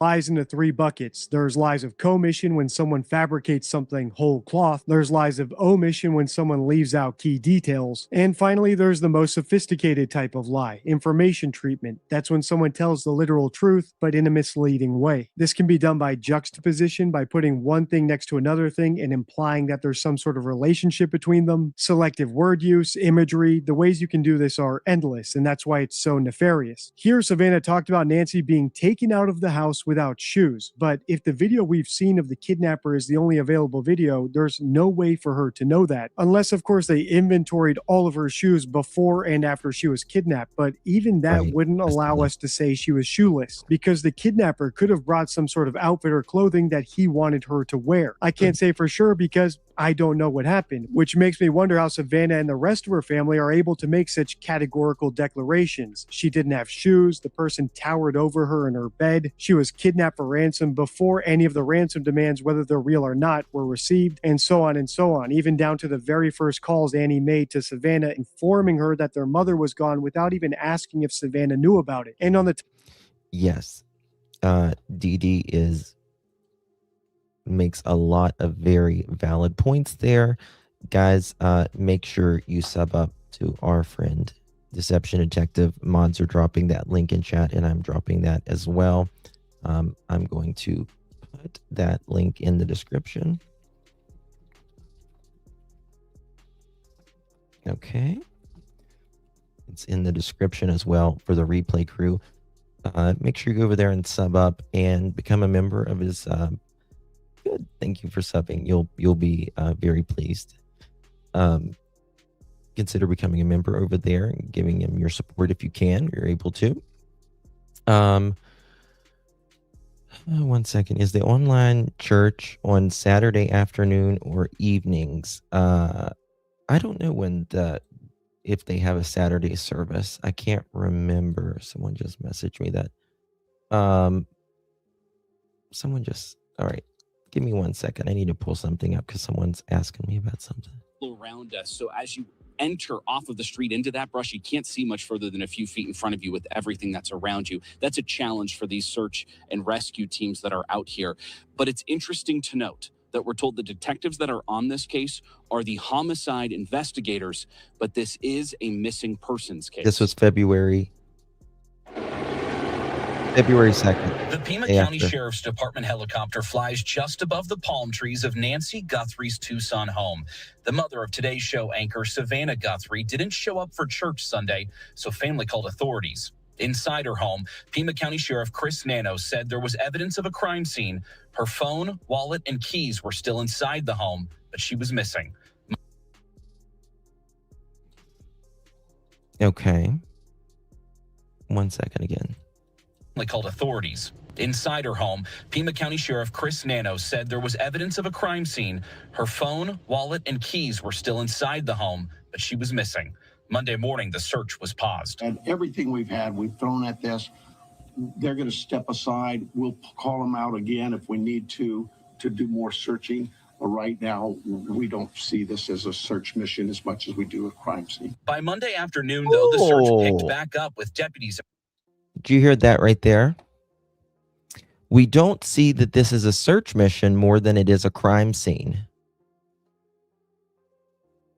That's interesting. That's interesting. You still gotta find her. I don't understand this man's rationale. I don't get it. I get it. There is a crime scene. But you're a fucking sheriff, dude. Do you not understand if Nancy is a victim of crime, she's part of that crime scene? wherever she is, that's your secondary crime scene, sir? Or is this guy? I can't with this mofo, y'all. I can't. Like, that is your secondary crime scene, dude. Has he not taken, like, I mean, come on.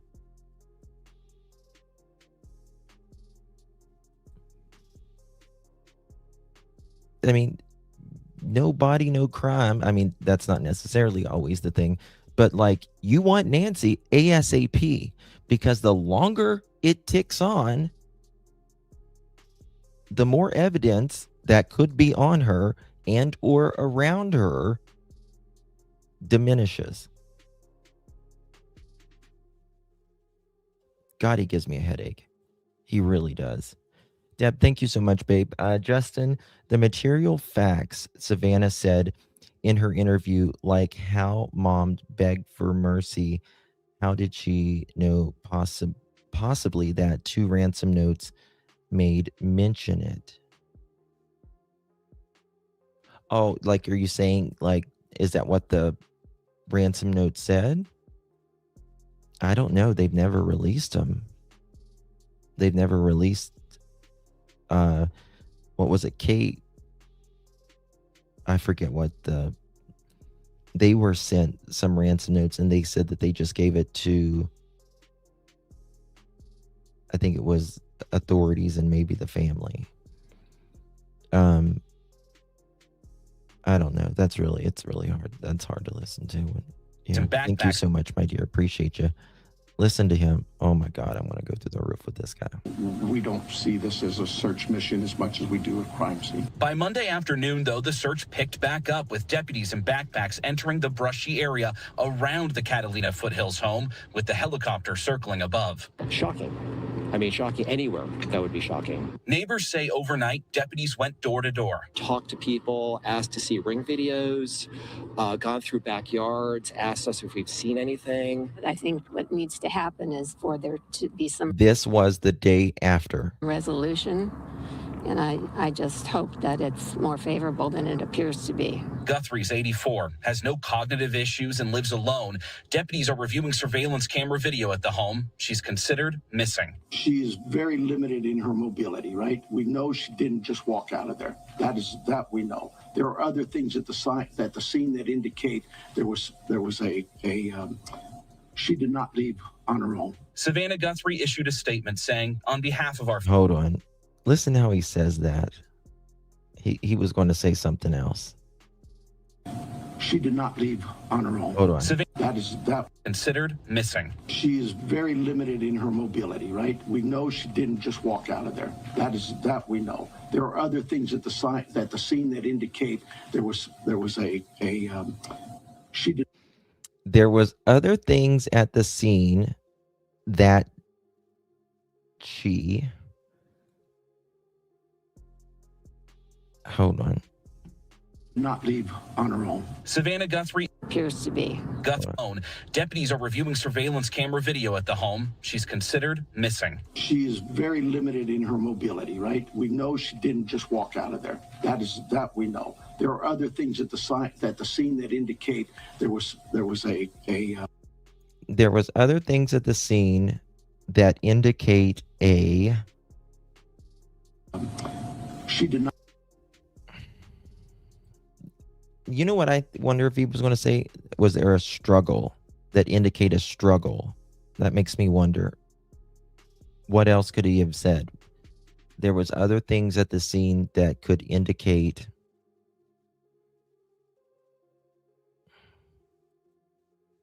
Yep.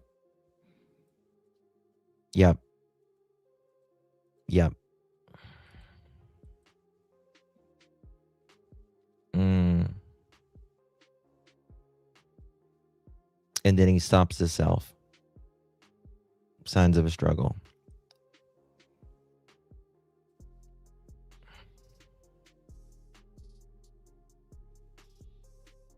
Viewing surveillance camera video at the home, she's considered missing. She is very limited in her mobility, right? We know she didn't just walk out of there. That we know. There are other things at the scene that indicate there was she did not leave on her own. Savannah Guthrie issued a statement saying, "On behalf of our family, I want to thank everyone for the thoughts, prayers, and messages of support." I know, Ginger. Like, that had to have been so freaking scary. So scary. Right now, our focus remains on the safe return of our dear mom. Hey, Grandma Faith. We wanted a little clarity on all of this. We Oh, reached bless back her, out honey. again to the Bless her, sheriff's honey. department on this and just asked them, was she abducted? And they told us that is something that they are investigating. And Andy, there's a ticking time clock on this for a lot of reasons. One of the key ones, though, is she's in desperate need of medication. The sheriff said if she doesn't receive her medication in 24 hours, it could be fatal. Yeah, this is so very sad. And any parents who are getting kind of in that older age are concerned about this. This is the next day after she Because we're went not missing. exactly sure. They kind of recovered the wallet, a phone, keys, car at the house, so they don't know exactly where it was. I want to get into the location. You mentioned the Catalina foothills. For our national audience, how populated is it? They're looking at this Ring doorbell. Is that even a possibility? It could be as they're going door to door looking at these things, but most of the homes in this neighborhood, they're set off from the street and there's a wall of brush and trees and cacti in front of it. So you probably wouldn't see much from your Ring doorbell of the street in many of the homes in this neighborhood. It's sort of like if you think of this neighborhood, a traditional home with your fenced in backyard, but between each one of those homes is basically a full property of brush in between each one. So although it's a neighborhood, cul-de-sac, streets, all of that, it's very spread out here. All right, Steve Nielsen, thank you so much. What are you hearing from the neighbors? Has she been in this neighborhood a long time? Anything that stood out there? I mean, Savannah grew up in this house. She literally grew up in this house. The whole family did. Yeah, I talked with one neighbor who's lived here for about 7 years. He said she's lovely. No proof of He's life, seen her plenty of times. absolutely. Their dogs know each other, and they've greeted each I mean, I'm gonna tell you something. If I'm a kidnapper and I'm holding someone for ransom and I'm really wanting that money, I'm sending them proof of life. Right? You want to send that picture pronto? You're going to leave a note at the home? You're not going to wait 4 days. You're just not. each other in that way. And there's just, and I asked him too, if he knew that his daughter or that her daughter is Savannah Guthrie. He said he had no idea. She never, she didn't mention it like that. They just had a lovely relationship outside. So he didn't realize necessarily the high profile nature of this. Yeah, we'll see what comes of it. Obviously, they're concerned about her well-being. They're searching for Nancy Guthrie, the 84-year-old, right now in the Tucson area. I don't blame Savannah and them for not paying the ransom. I know I've seen a lot of people talk about that. I don't blame them for not paying the ransom. You just can't start paying for ransom whenever they're not showing, because they've already the perpetrator in the ransom already has the upper hand, right? They have your mother or the victim, and they've got to at least show you proof of life. They gotta give a little back. Area. Steve, thank you so much. I appreciate your time. You're on live now. Thanks, Andy. All right, thank you so much. And this is usually a quiet neighborhood concerned with the well-being, the status of Nancy Guthrie, and we did from earlier today. It doesn't bother me. I've had the same thing. I grew up in the Brentwood area of Los Angeles, and we went through the whole O.J. Simpson murder. Yeah. So this is somewhat similar. Okay. Yeah. Had you ever seen her before in the neighborhood? How far do you live from here? No, we had no idea that she actually resided here. We just got a call from Savannah Guthrie, our neighbor, and that was yesterday. And my husband went through the entire property to see if we could see anything. I just hope that.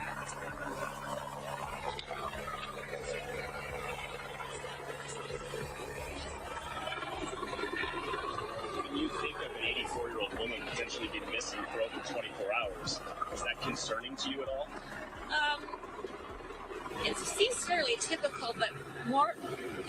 mostly happens in South Tucson, not up here in the foothills estates. No, I'm not, you know. Okay, we're gonna go to something else right here that I want to show you. Here we go. We're gonna go to the interview room. I've got something I want to comment on. Oops, right here.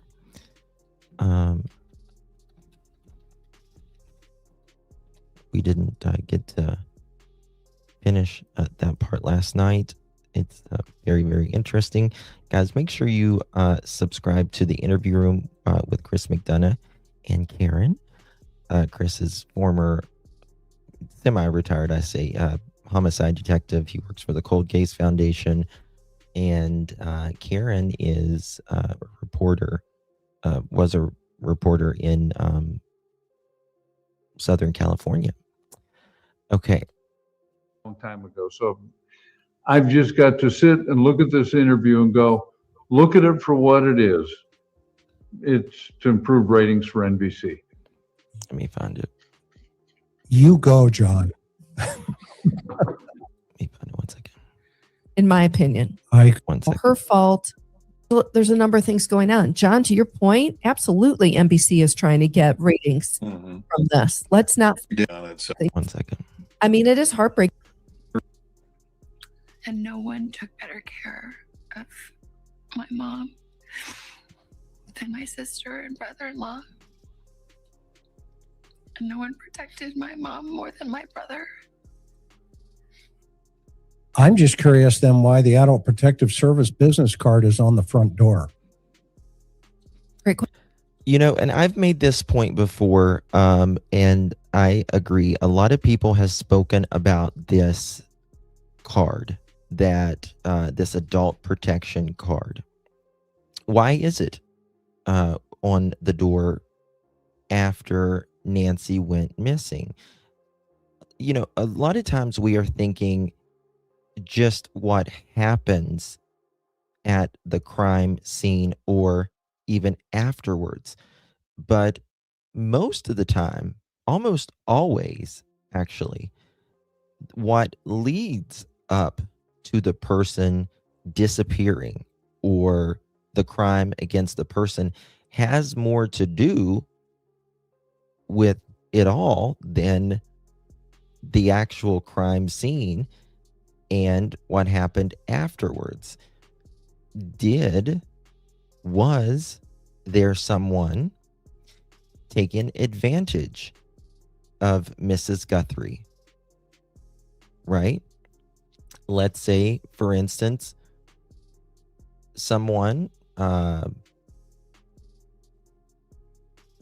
neighbor, for instance, this is just not a fact, but just a conversation piece.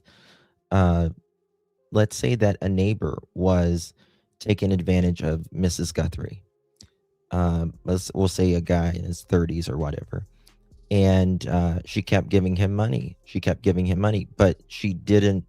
It's kind of hard many times for old people to say no. They're more vulnerable in different aspects, right? But someone found out that she was giving this neighbor money, and they said they're going to call Adult Protective Services if, like, for instance, you don't stop taking money from her, or mom, if you don't stop giving him money or whatever, and they let someone else like Adult Protective Services intervene. Could be, don't know. But there's obviously, it had to be from a report. Absolutely, Trishy. 1000%. They respond to reports. It's just like CPS, but for adults, more or less. I don't know, but it's weird. And I think clearly, if this guy right here, if this guy is at, going at the house around the 11th or whatever,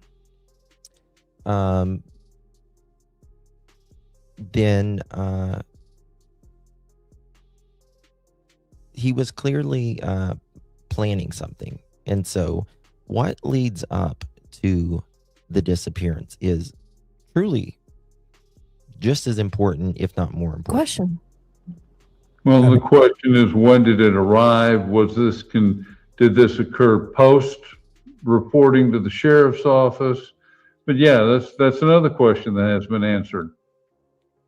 Yeah, I mean, Well, and the burning question for me is, why was the Nest camera subscription never paid for? So there's no cloud storage. and by the way, Mom, make sure you leave your doors open at night because I know about it. You're 84 years old. That's a good point. That's a good point. Now, the subscription thing, again, you always want to have a subscription. It's really affordable overall. But the thing about it is like, I mean, if you know your mom is keeping the door unlocked, you would really want to tell her, Mom, you need to lock those doors as well. You should leave your doors open. Living alone. And that way I can tell the police later on. And that's a little weird. It is a little weird, right? Hey, Mom leaves the doors open all the time. I think you're more likely, like most of us, especially when we're alone, like you double check the doors or whatever, you know what I mean? And you would think that an 84-year-old woman, regardless of being there so many years, it seems like usually people get more, like older people get nervous as they get older. I can't see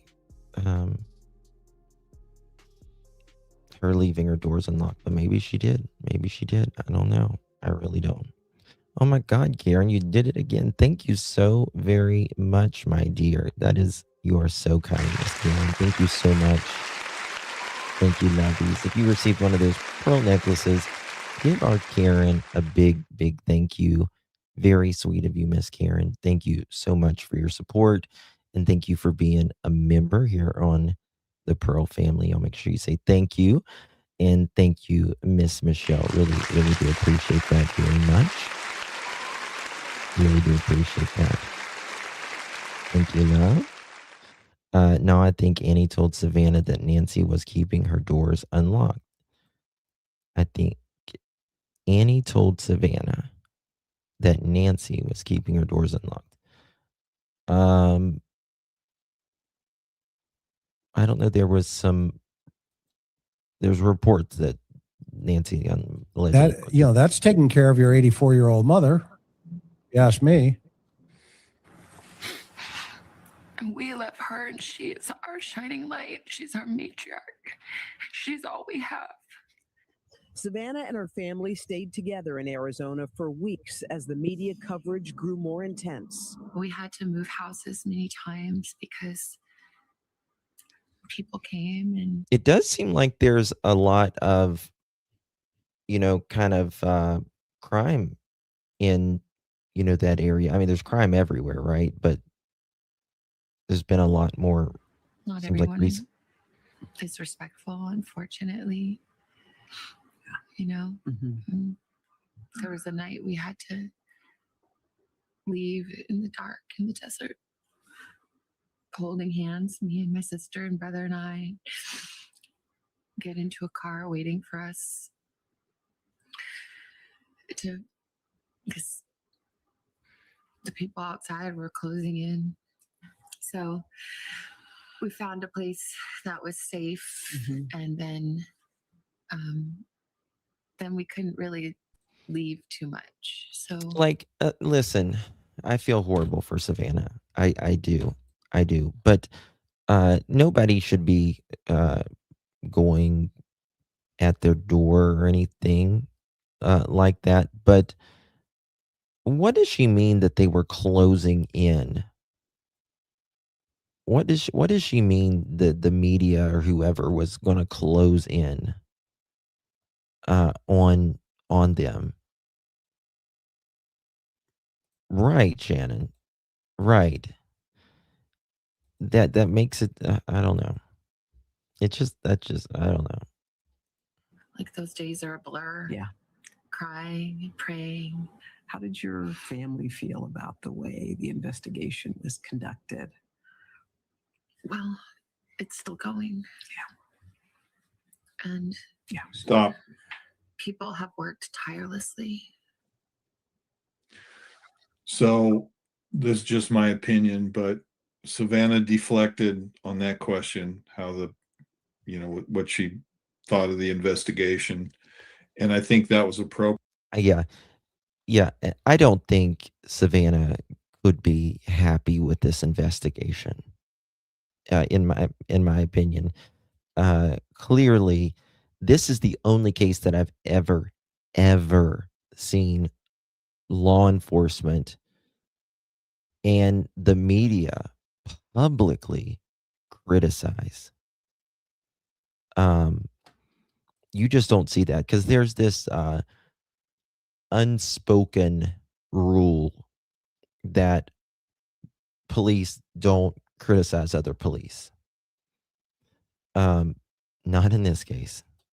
Appropriate at this point. Why go there if you're Savannah? I understand the question, and this is one of the only times that I thought Hoda did a good job, but why piss off the sheriff even more at this juncture of the investigation? There'll be plenty of time later to address any issue, and maybe she has no issue with how the investigation is going, but in my opinion, she just deflected that because she didn't want to really answer it truthfully. So just a point from this interview I wanted to make. Okay. Buddy agrees with me. Yeah, there you go. Let's finish that out right here. Tirelessly. And we see that. Mm-hmm. But we need answers. We cannot be. Yeah. She's telling, we cannot be without answers. And that's the hardest part. People, always say is just them not knowing. Michelle, thank you so much. And this is a brilliant comment. There wasn't a plan to sustain Nancy's wellness. A person that planned this wanted to hurt a certain person close or within the family. I agree with that 1,000%. 1,000%. The goal here was not to make sure Nancy was well, that Nancy was taken care of. If that was the goal, they would have taken her medicine, right? If the goal was to make sure she was okay, they wouldn't have been bleeding, right? Her doors wouldn't have been left open. The camera, the backlight wouldn't have been smashed. So they wanted to hurt Nancy because there was an issue, or they wanted to hurt someone around Nancy. Absolutely brilliant comment. Yes. 1,000%. Yeah, agree. Be at peace without Planning it. And again, if that was the case as well, and it wasn't to hurt Nancy, but to get money from the family, it would have been acted on. The ransom notes would have been acted on a lot sooner. knowing. And someone can do the right thing. And it is never too late to do the right thing. And our hearts are focused on that.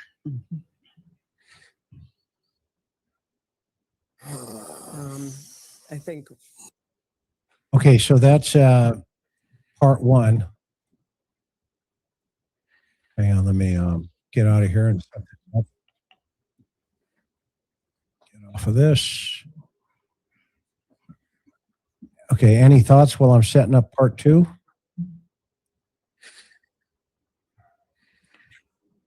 No, it's, you know, and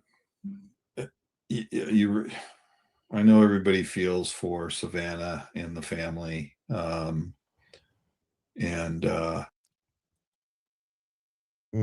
Stephanie, they reported that Sunday. It's, you know, I'm as cold as John is, unfortunately, but you got to feel for, especially Absolutely. Savannah and what she's going through, and I'm sure Cameron and Annie, and you know, I don't know about Tommaso, but it's, you know, it's not tough for me to watch, but I know it's tough for some people to watch that. And We've seen this too many times. Yeah. I mean, I think Savannah is trying to hold everybody up, and that makes me really sad for her. yeah, I understand it's tough for your viewers to watch this. I'm going to confess that I watch it, and on one level, yes, I'm feeling sympathy for her. But I've been on the other side of that sofa too many times that at just some point I got I a agree with callus on my Charlie. soul. So it's yes, it's terrible that she's experiencing this, but welcome to planet Earth. I mean, this is what happens to people. That's a good question. That's a good question, Meep. Does she usually play cards with Annie and Tommaso on Saturday? That would be something, if that was not in the routine, fairly common routine, that would be a big red flag for me. That would be okay, Trishy, I'll look at it, honey. Thank you. That would be a very big red flag for me, because out of all the days, she's at the home till nearly 10 o'clock, and the garage door opens 2 minutes, and Tommaso says she gets in the house and he backs out. And then just a few hours later, where's Nancy? Yeah, it's the real world. Yeah, I think for a lot of people, I agree with you both. Good It's question as very well, difficult SD. to watch. It is gut wrenching, Me too, heart Shannon. wrenching. Me too. But we go back to, this case has not made sense and added. It didn't all add up from the beginning, and Yes, Annie and Tommaso are the primary caregivers. Savannah says in the interview that you know, they had concern. I'm paraphrasing. They had concerns for Nancy, and Nancy still wanted her independence, so they gave her that independence by still letting her, you know, live alone and all that. But Tommaso and Annie was the caregiver. you know, I just, my journalism hat is always on. I've got a lot of questions. And, you know, if this interview wasn't going to be a walk us through and tell us what you know about the case, which it really isn't, I mean, basic questions I would have loved to heard her say, the interviewer here say, Savannah,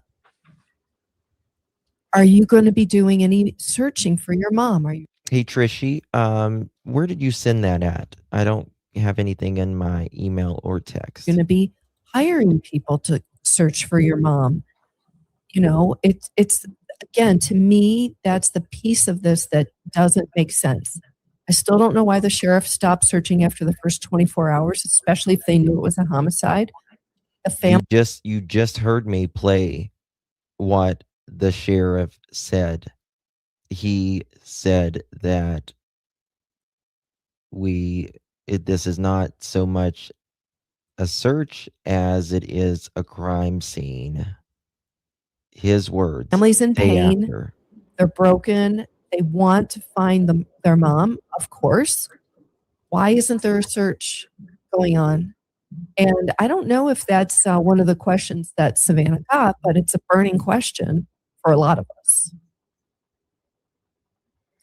Yeah, there's a lot of, again, those are investigative gaps that are going, well, you know, if it's as cut and dry as, you know, nobody's involved in this that I know of in any way, shape, or form, then the sheriff should have said, look, I'm not just going to say they're cleared. I'm going to tell you why they're cleared. Okay. Not just they're cleared. Okay. The family is cleared. That's it. End of story. Okay. Well, then tell the public why you took their car, why you searched their house, you know, and the list just goes on. I'm not going to keep repeating the list. Just don't say something happened and then not tell the public why you've done it. Because now the public can't move on. They can't, because that shadow is only going to be there. And then you're going to get interviews like this that are going to defend the family that the sheriff says is cleared. Okay. It doesn't make any sense. John, take your hand and put it up by your, and again, I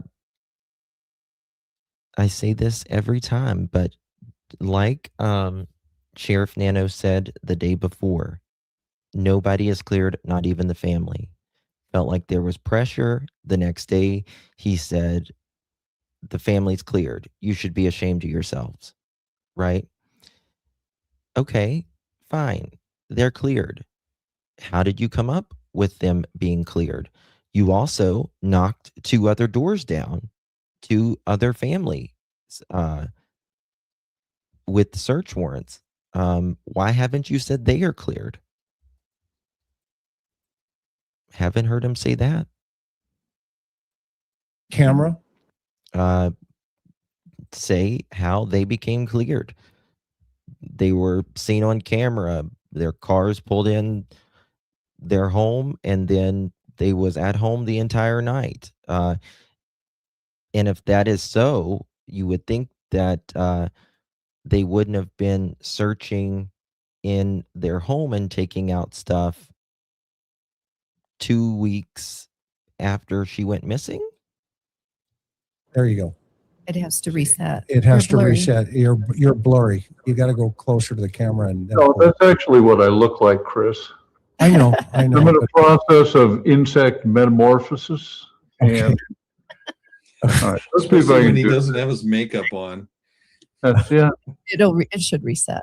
Actually, I'm too I'll do close makeup. to a nuclear waste dump. And cut. What you're seeing is just my body dissolving.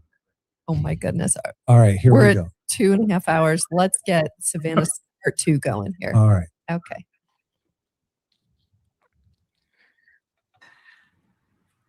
And the present tense. Yeah.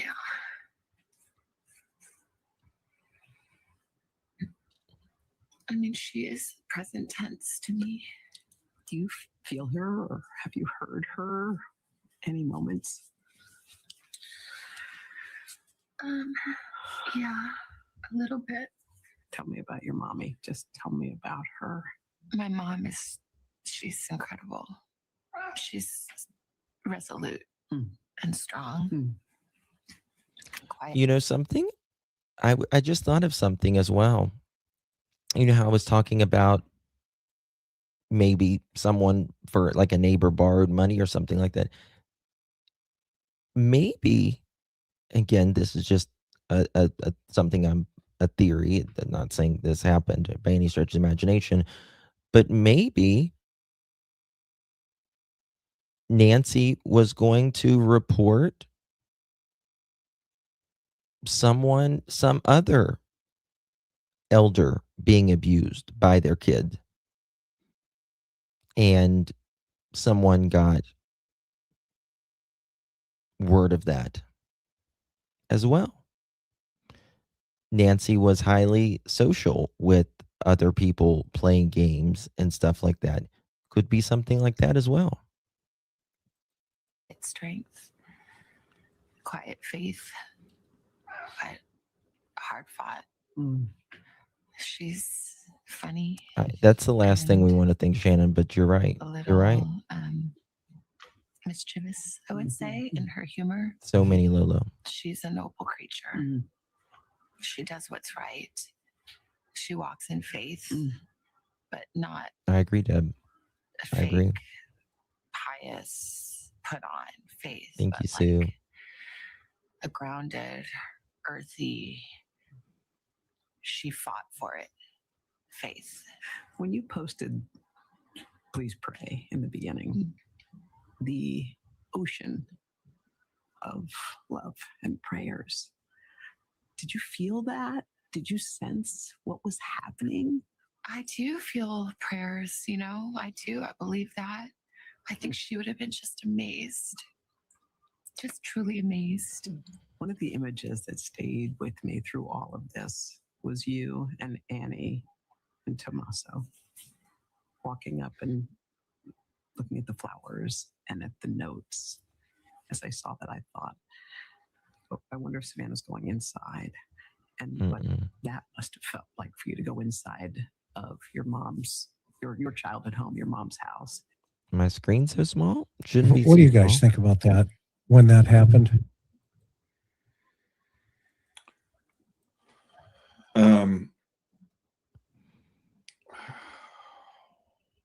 I don't know. He lives on the East Coast, Julie. Am I missing something here? Maybe Hold on, I missed the point. Well, keep wait, it going. well, wait a minute, Unless though. you're But, making a point. okay, first of all, she's carrying a card that she knows the world's going to read. Yeah. What's the purpose of that? This just doesn't seem like a human conversation. I'm sorry, at times this almost lapses into something that, if not isn't scripted, then there was extensive conversation beforehand. Because Absolutely. none of the questions Hoda is asking surprise Savannah. So Hold on, I gotta go back. I missed it. I don't understand what they mean. I was looking at chat. Earthy, she fought for it faith. When you posted, please pray in the beginning, the ocean of love and prayers, did you feel that? Did you sense what was happening? I do Hey, feel Marianne, prayers, welcome. I do. I believe that. I think she would have been just amazed, just truly amazed.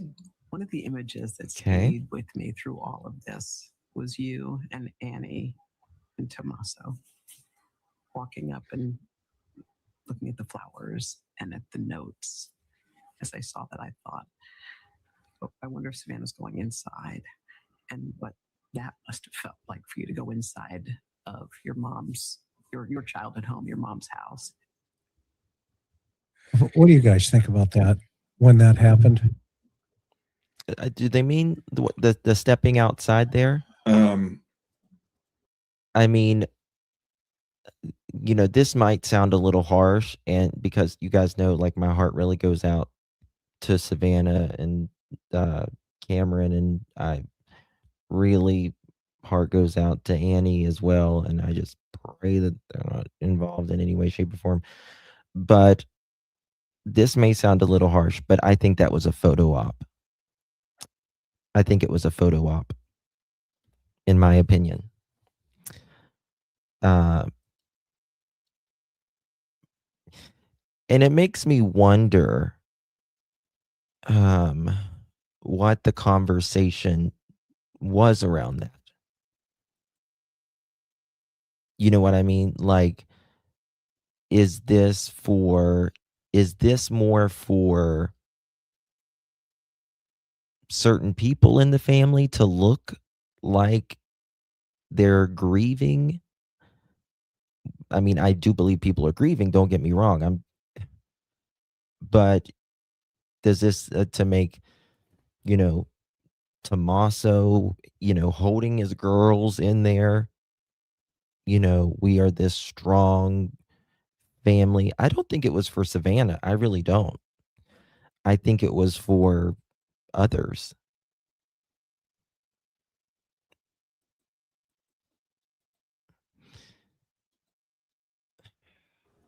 I hate to say that, but that's how it feels. I don't know.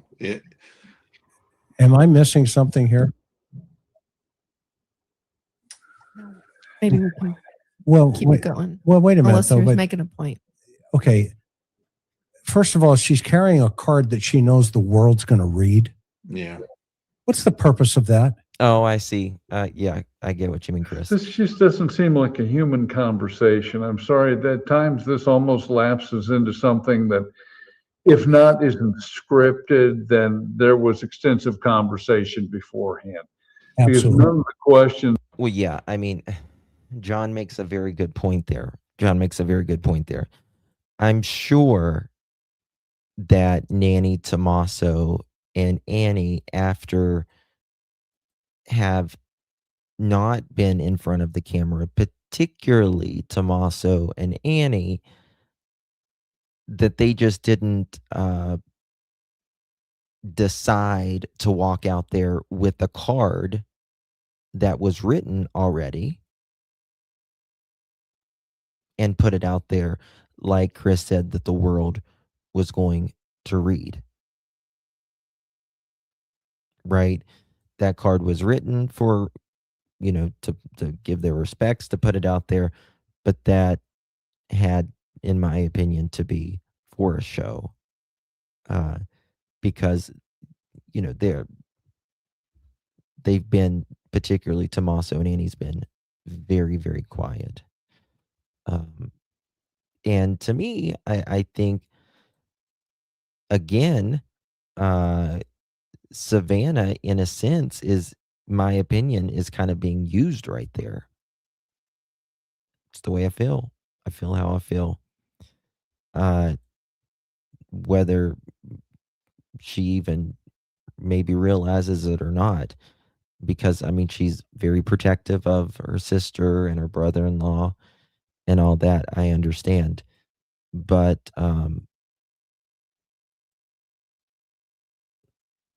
it's just weird. Hoda is asking, surprise Savannah. So she's had ample time to think of this. The card itself, I don't draw too much significance from that because she lives in the world of American media. So she knows going in that it's going to be looked at. Where's that, Deb? I Annie haven't wrote seen the that. card. Yeah, but Savannah's calling the shots for this whole thing when she got there. Yeah, Savannah's showing the world that the family is unified right there. Yes. They're Yeah. all on the same page. They're all unified. Yeah, in Look her at mind, us. in word and deed. Mhm. Yep. I agree. Why is that necessary? She's probably trying to combat the negative attention. Again, why is that necessary? Exactly. Likely, this is not a person that's used to being challenged or in an environment where she isn't quasi-worshipped. So this would be a natural reaction on my guess. Look, I'm not. I think it's, in my opinion, I don't even know if Savannah again realizes it, but I think it was to make Tommaso and Annie, particularly Tommaso, look better. I'm not a psychologist. I didn't stay at a Holiday Inn. But what I can say is I grew up on the periphery of the entertainment industry. My sister and my brothers were in Hollywood. So it's not as if I haven't seen variations on this theme. Okay. Good point. Yeah, I mean, this is the house that we grew up in. It's really the only house I've ever known and remember. We moved there when I was about Look at 4, that I video. think. How cute. Oh my It's the God. house So cute with where the little dresses I running came around the home on a pool. Friday night at 16, and my mom and sister were on the couch praying and told me that my father had died. It's the house where all of our memories are, good and bad. So it's hallowed ground.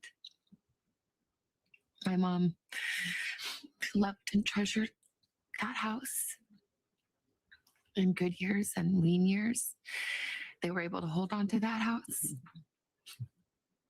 That's my mom's safe haven.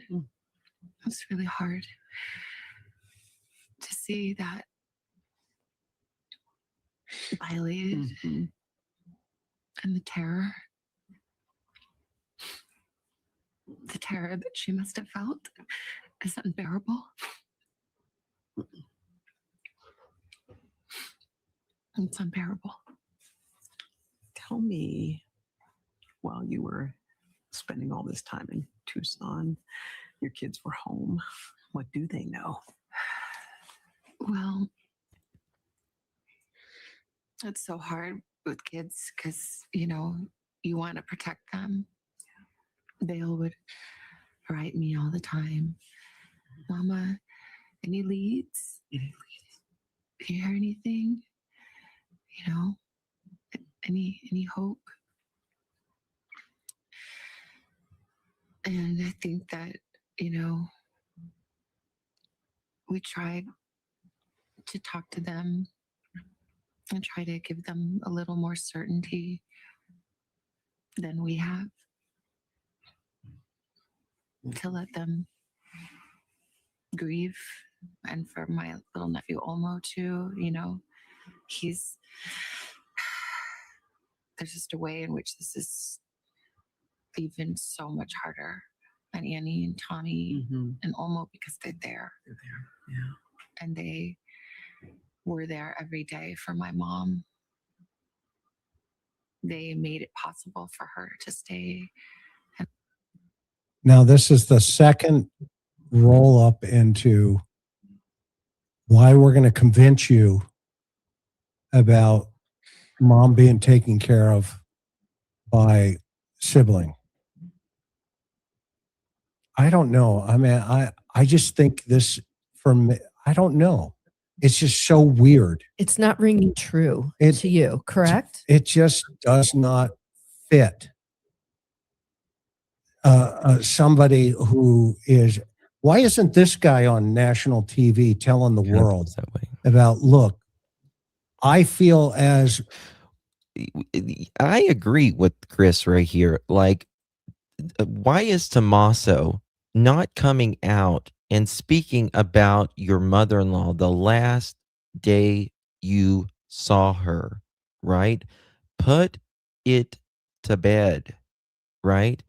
We had a good time at, dinner. Nancy was laughing. The drinks were flowing. We were playing cards, talked about this or whatever, and then drove her home, and we had this conversation on the way home, and clicked the button, said, love you, she went in, and that was it, like, he's the one.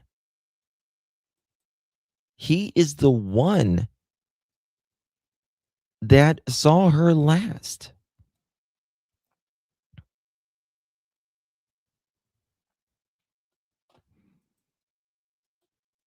Tore up as my. I mean, and I understand, he doesn't have to. I understand that. I get it. He doesn't owe anybody anything. But if you want more of the questions to stop, you know what I mean? Answer the questions you can. Answer the questions you can.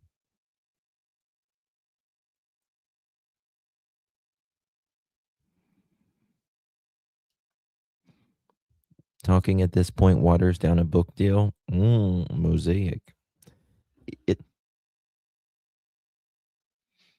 Hold on a second. Guys, I got to play something. I'll be right back. Sister-in-law who is blaming herself for what's taken place. I can't stand to see my sister-in-law, or maybe that's going to be for the next episode. I don't know yet, but it seems like this is just like so scripted. And, okay, cut. What we need now is we need to walk down the hall, or walk down the driveway. You got the card? Yeah. Okay, great. The media is going to pick up on that. They're going to spread it around the world, and they're going to see that you're being sincere. Okay, what I need from you now is you got to really lay it on so people can hear it. Okay, lay it on when you're out there putting the flowers down and everything, so everybody can hear it. Everybody can know what's going on. Okay. Okay, are we ready? Yeah. Okay, let's go. Oh, you got the flowers? Yeah. Okay, let's move. Okay. Action.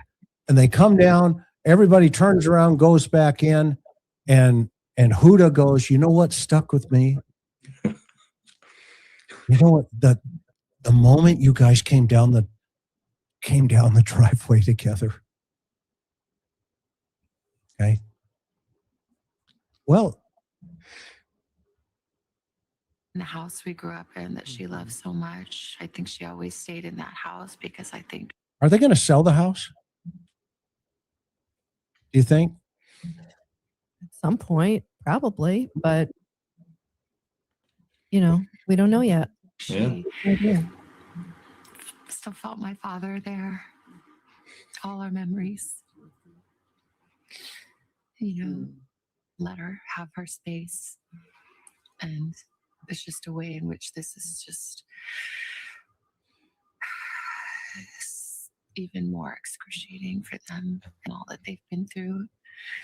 I had to run downstairs a minute.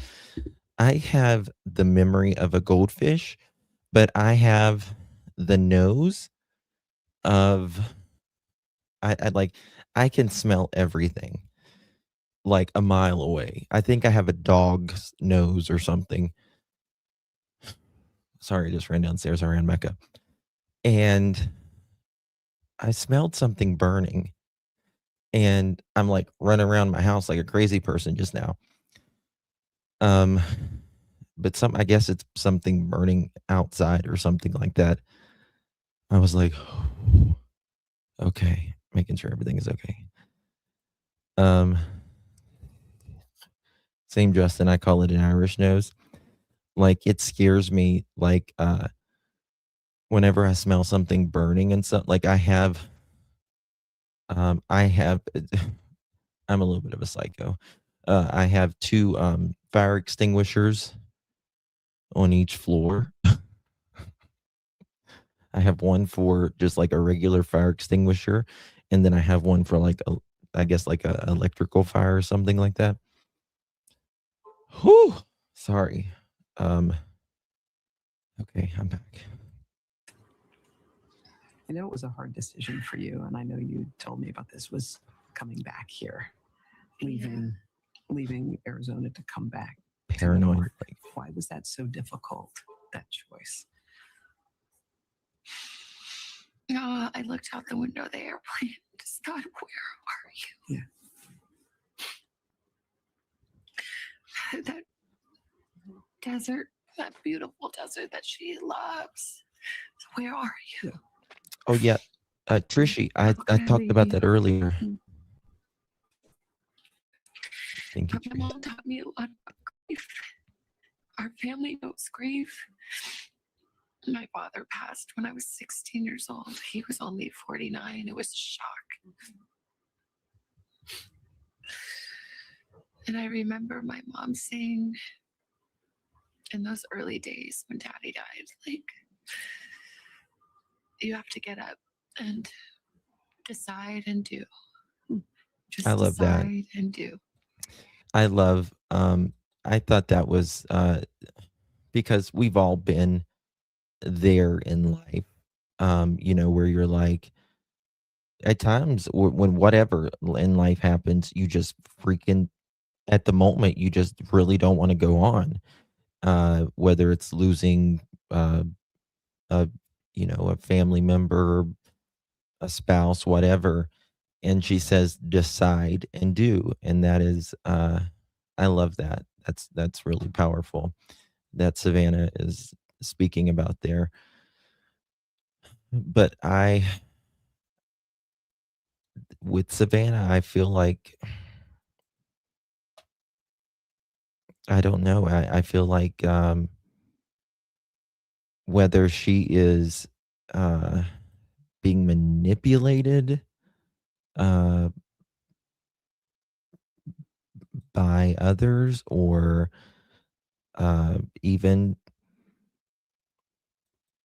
that it's got to be anyone else other than. And I'd read that in a book that meant a lot to her and her grief. Mhm.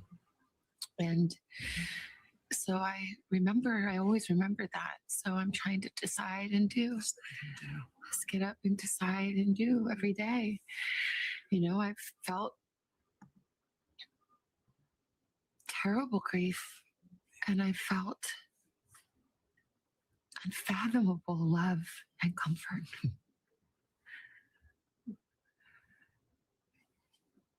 The goodness and kindness of God is remarkable and in equal measure to my sorrow. She showed us how to survive the unimaginable. When she Hoda's lost my so dad, cute. she was 46 years old. Look at She Nancy had there. 3 kids. She had never worked outside the home. She had to get up. She had to find a job. She had to mother 2 teenagers and 1 young adult just starting making his way into the world.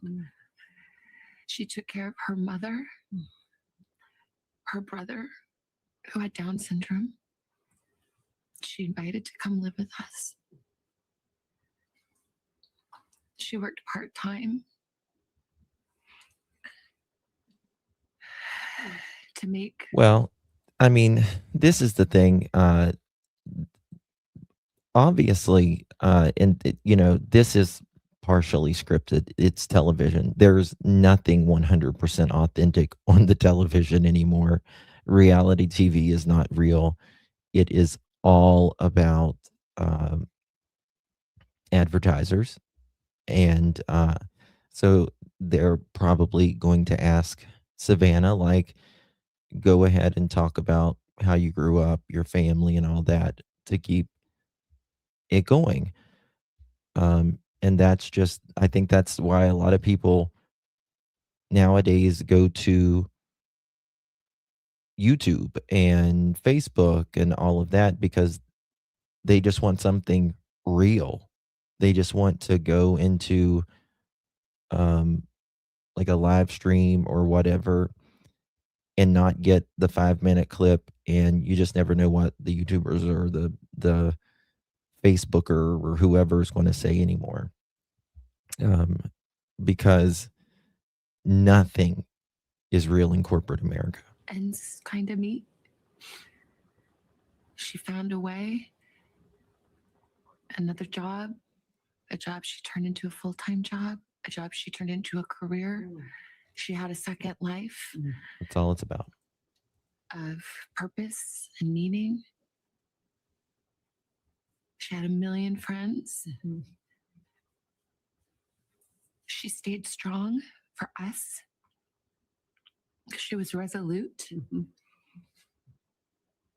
She was real. She grieved.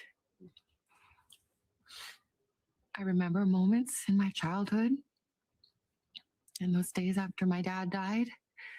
She was so strong. But some mornings, before dawn, when she thought we were still sleeping, I would hear her crying at my door.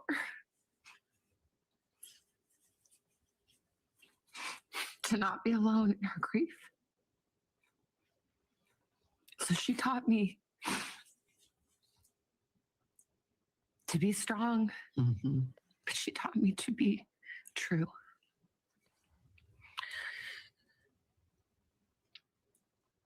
My faith is strong and resolute. But I, early on, felt that I heard for one of the very few times in my life, I did hear God speak to me.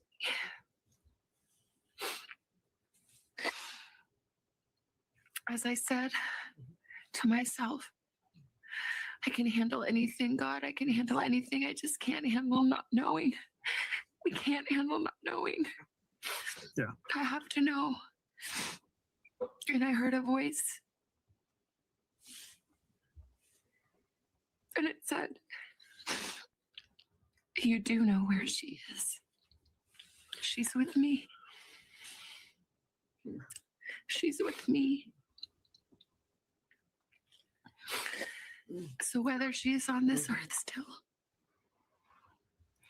or whether she is in heaven, I know where she is. I know who she's with. I mean, I don't know. We need to know.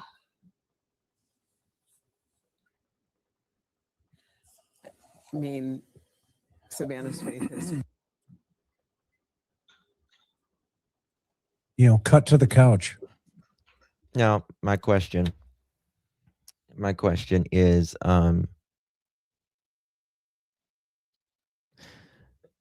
this is a hard thing to talk about because I feel bad about talking about it, but I have to be real with you guys. Like, I really just have to be real with you guys. Sometimes some people don't want to know the actual truth. If it could, especially if it would be like someone close to you.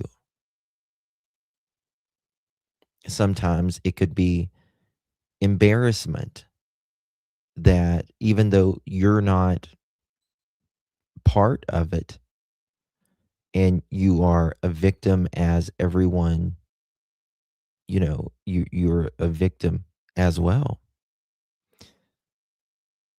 But sometimes you don't want, how do I say it?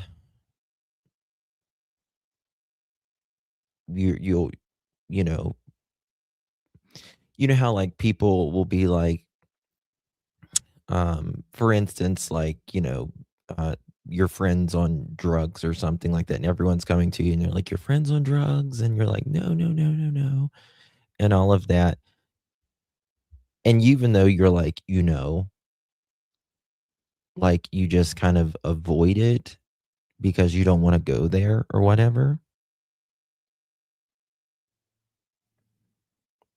And Savannah is a very smart woman.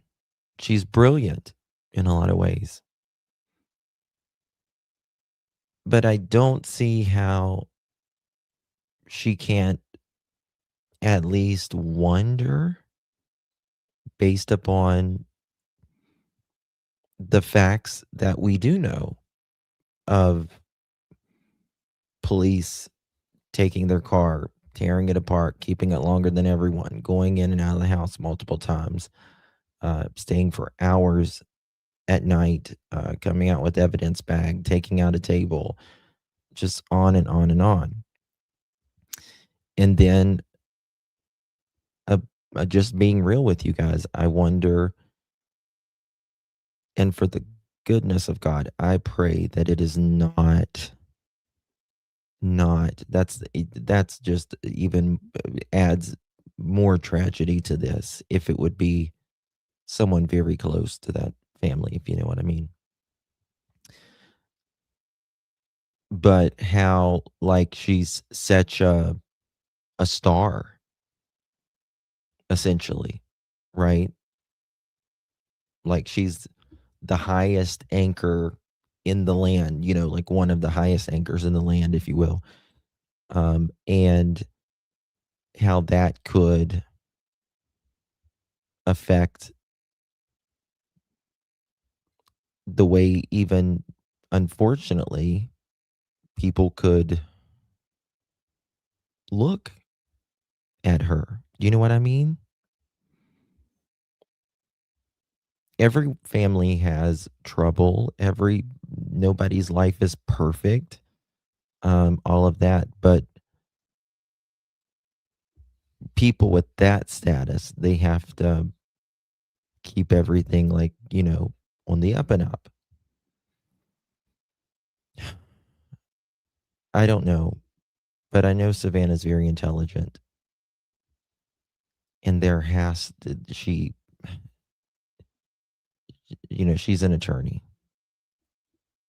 That was the most honest and I don't know how to say it either, picture Shannon, 'cause of it's very Nancy that uncomfortable, we've but it's just the truth. gotten from the family in 52 days. So I'm really glad that she shared that, I understand, because Crystal. you get a much fuller picture. Not much. I mean, a little bit more. For me as the listener, when it's about Nancy, I want to know. That's why we're here. That's why people are following this case. Who was she? Wow, here she was a widow. She had to finish raising her kids. She had to reinvent herself. Yes, cognitive dissonance is protecting her from what could be an absolutely horrific truth. That's the way to say it, Sint. Thank you so much. She doesn't want to lose her mom and her sister all at once. And thank you for saying it that way, Sint. You nailed it on the head right there. And not only that, like you'll see victims of crime. For instance, I was watching this, it was on 60 Minutes Australia. This guy who unalived his wife and was convicted in prison and all of that. And his daughter, I mean, this guy was just caught in every direction. And the child, she stood up for her father because, again, her father's in jail. She's already lost her mother. Sometimes it could be too painful to lose more. You know what I mean? Again, I'm not saying that happened, but it does happen every day. And she taught her kids some great life lessons. When it goes back, Well, yes, Savannah is very well understands everything, but she doesn't want to lose her career. If family is involved, I mean, I don't think it would. I hope it would never lose her career or anything like that.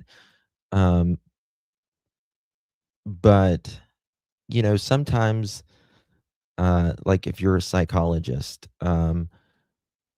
you don't always deal with even the best relationships in your life. You don't always practice what you preach.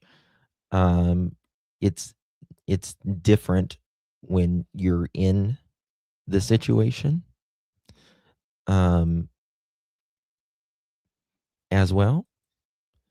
back to the other people, that's when it goes back to kind of feeling a little staged, in my opinion. Not that the information isn't accurate, but just how it's presented. And I think, and that's a very good point. Saturn's lady, she is still in shock. I think, and that's true. I think that's extremely fair. I think there's been so much to process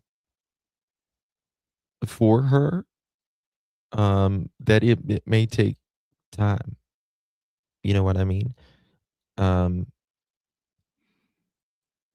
But after, doing like an interview like this, she would, and we all, every single one of us, as new information comes in, as we understand things differently, we are constantly evolving. Every one of us, our opinions don't stay the same on anything.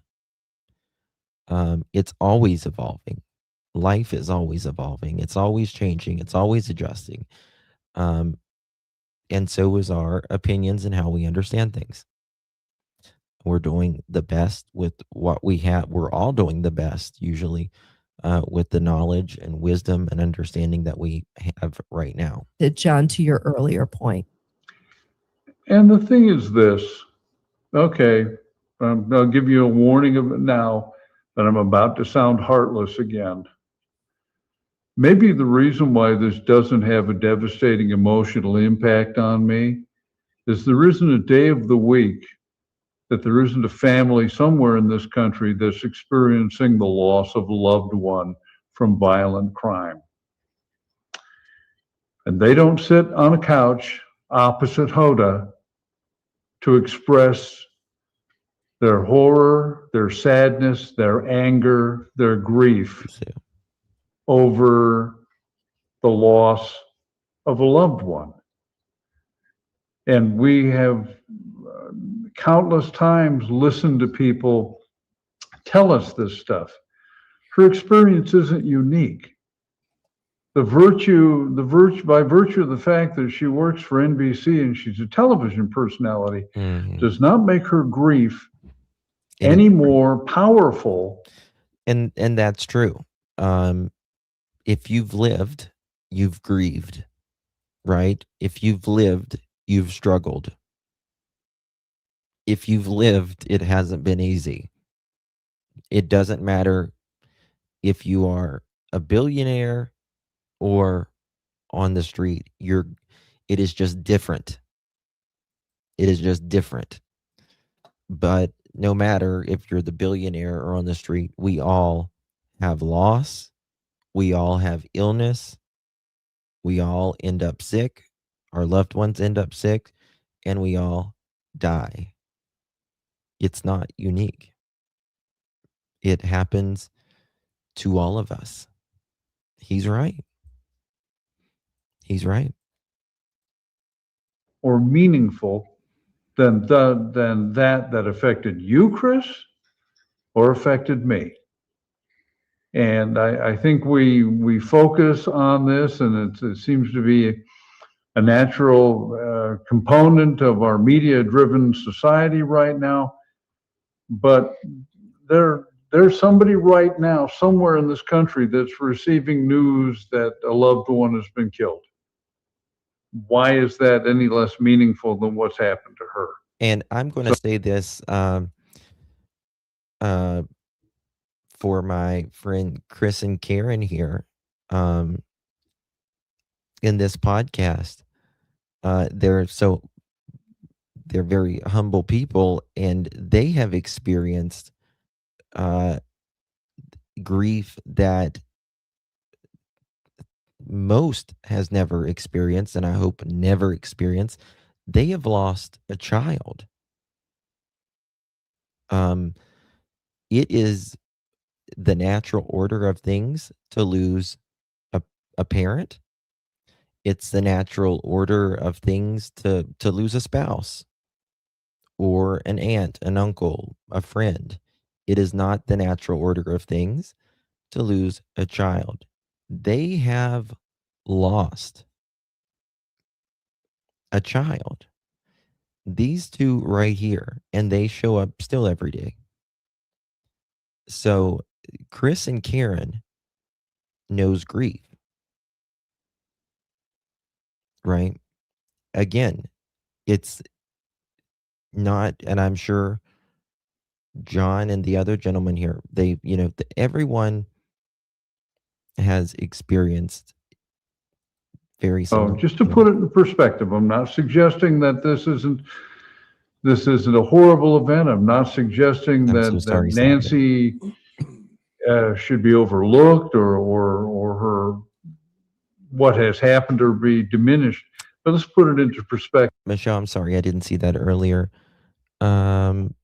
Justin, what did the dog pass away from? I don't know. I think the dog died in like December or something like that. Which, you know, elderly people, dogs or pets, keep them a lot of company. If it's happening all over the world. I agree. Bob? Yeah, I agree. It's scripted, completely scripted. I give Savannah her due. She's grieving. I think that's genuine to a Yep. point. Yep. But the way NBC and the Today Show is doing this, I think, is disgraceful, to be honest with you. But that's just me. I mean, I get the business world. I know it's the world we live in. I'm not naive at all, but it still makes it disgraceful, in my opinion. Sherry, hey, darling. Yeah, and how does it benefit Nancy? There we have. Well, What's it the did. old Roman expression, cui bono? Who benefits? Well, it doesn't benefit Nancy or Nancy's disappearance, but I will say I think it does. I think it can give context to people who don't know about this case. Well, not about the case, about Nancy, who may not know about Savannah, whatever. But here's a point that I've not heard anyone say. You know how, like, they were talking about Savannah, you know, like, could this be because of me? And how they were talking about, like, Savannah and other, not just Savannah, anchors going to, like, their hometowns and stuff like that. You know what I mean? Does this help? Does this help if they are showing childhood videos, videos of her dad, videos of inside the house again? It seems like if that's what they wanted to stop, showing their personal lives, but they're continuing to kind of show the personal life. You get what I mean? So, like, she's going into very intimate details again. So I just don't. You know, if the goal is to keep the anchors like where they grew up and all of this stuff, so it's not on there anymore. But they're continually going right back to that. And to me, it doesn't matter each way, but it's just a conversation that they have. You know, Savannah was just with her mom and her sister in October. I did a whole short about it at the restaurant and how she grew up and her college and all that. But here we are again. Yeah, right. I mean, you know, we look at some of the most recent cases, you know, in today's world, and yeah, you know, and you can make that point, Cassie. You know, they could be making it heartfelt for someone to maybe come forward or whatever, but I really don't buy that. I've heard people talk about that discussion and all that. However, these are criminals who took an 84-year-old woman out of her house in the dead of night and most probably unalived her. I think there's very few of us that probably think Nancy's alive at this point. And if $1.2 million doesn't send them to rat on this person, I don't think anything else is.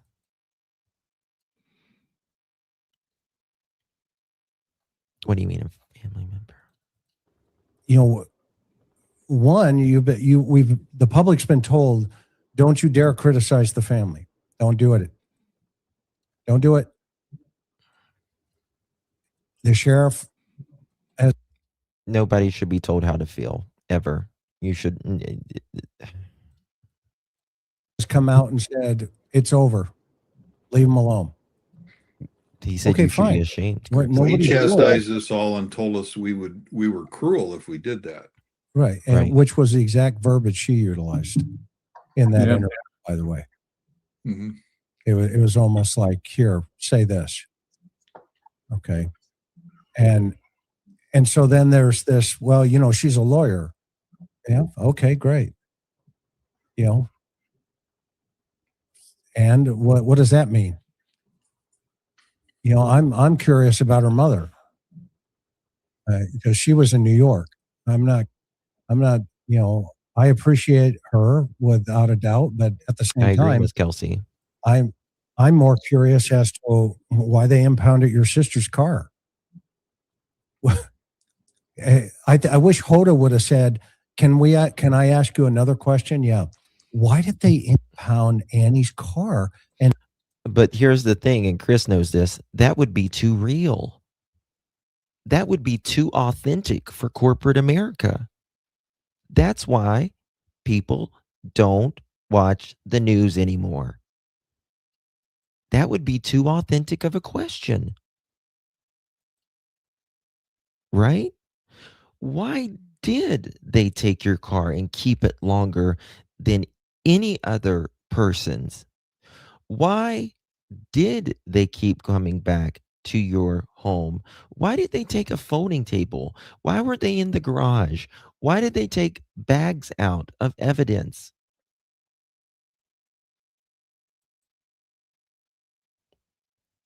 Okay. That would just be a little too real. And that's the thing. If like the police's actions and what they say, or nanos rather, not the FBI, because the FBI don't say nothing, are two different things. And we're questioning why you're doing something, but you're saying, no, no, no, no. No, no. You're bad. You're bad for thinking this, even though we're doing this over here, taking shit out and keeping the car longer than anybody. You're bad. Come on. And hold it for 40 something days. What were they looking for? Well, I don't want to answer that. Why not? You're a lawyer. You'd want to know that, wouldn't you? Okay. And, why did they send it to the shop to put it all back together? Which infers how much did they take it apart? Yeah. And what did they take out of the house? Your sister's house? Thank you. 3 separate times. Why did the FBI run over there that one day? 150 agents run over there all of a sudden, start scrambling, knocking on people's doors, going in their house, checking their backyards, looking at their cameras, going to those gas stations right there. 150 agents on the ground that day.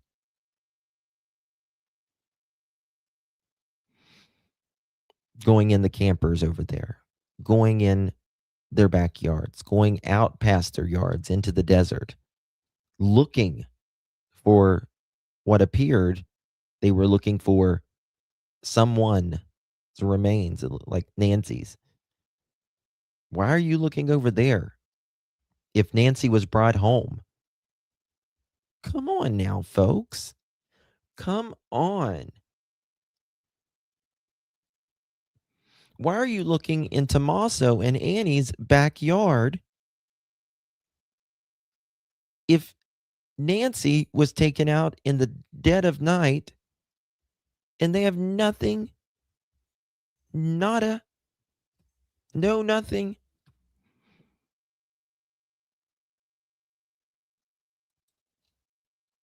And you wonder why people question. in bags. What do you think they have? Well, we don't know much about the investigation, but I can tell you this. This is the house where, A, B, C, and D. Okay, but that wasn't your mom's house? No, well, no, I'm not talking about that one. I'm talking about my mom's house. We don't want to talk about my sister's house because it's cruel and inhumane to do that. To question seeing the police walk up and coming out of my sister's house with evidence. But people can question the neighbors, right? People can question the neighbors' cameras and the neighbors themselves. And if a strange guy or a strange gal lives on the neighborhood, but they haven't had any search warrants on that neighborhood that we're aware of, like that, like tearing in their house and their vehicle. Bags. And then when you put it that way, it's ludicrous, really. Hey, what? When you put it that way, it seems ludicrous not to be asking the questions.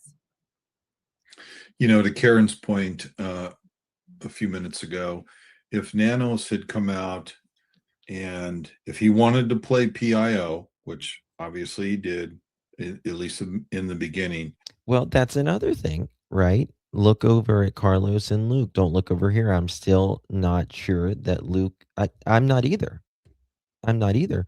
But she didn't say it's, and again, I think Savannah is not involved in any way, shape, or form. I think in a sense she's being used, in my opinion. But she didn't say don't question the other people that they knocked on the doors and took their vehicles. She didn't say it was cruel for them. Right? She didn't even mention them, actually.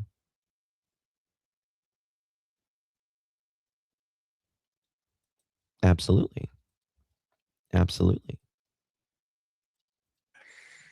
He should have come out and walked us through as much as he possibly could without giving away investigative secrets, if you will. And then with respect to the family, because everybody was talking about the family, and it's, as we've said, it's because of the actions of his sheriff's deputies, his detectives, with respect to Annie and Tommaso. So he could have come out and explained a little bit more about that. Exactly. Explained a little bit more about what we were all seeing, what the entire world was seeing. And then if he truly believes that they are cleared, okay, that's fine. He came out and said it, but he provided no context. He provided no evidence. Within a 24-hour period, he was saying that everybody is still a suspect. And then 24 hours later, the family is cleared. And that's why this has created such a fervor. And thank you. It's another example of why the sheriff's behavior, thank you, in this case, is disruptive. And thank you. And this is where we're at. This is why we're all asking questions, and it's caused a lot of people not to broach the family issue. And I get that. I understand.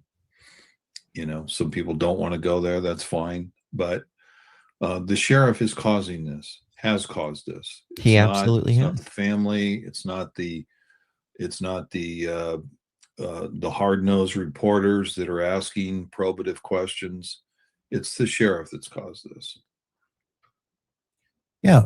Agree. And if you think about, these are great comments too, by the way. If you think about the totality of this thing in terms of, this idea that also. You're right, Sherry. We are not entitled to know, but they are also not entitled to say we should be ashamed for asking the questions that they are doing. You know what I mean? Hey, we got $1 million up now. come and get it, but meet us at the post office. You can be anonymous. All right. Well, who came up with that one?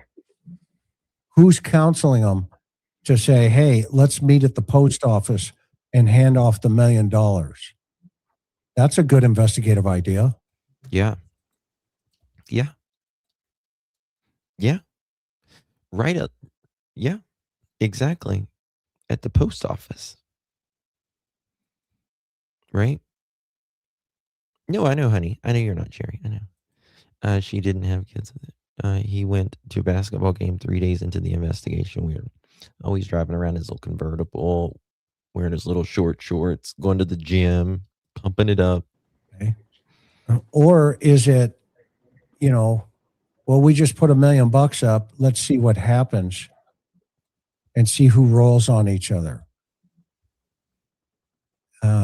I still believe there's cognitive dissonance going here. There is. On Savannah's part too. I think she knows more and she just does not want to accept it or wrap her. I agree with Chris, and that's what I've said all evening. That's exactly what I've said all evening.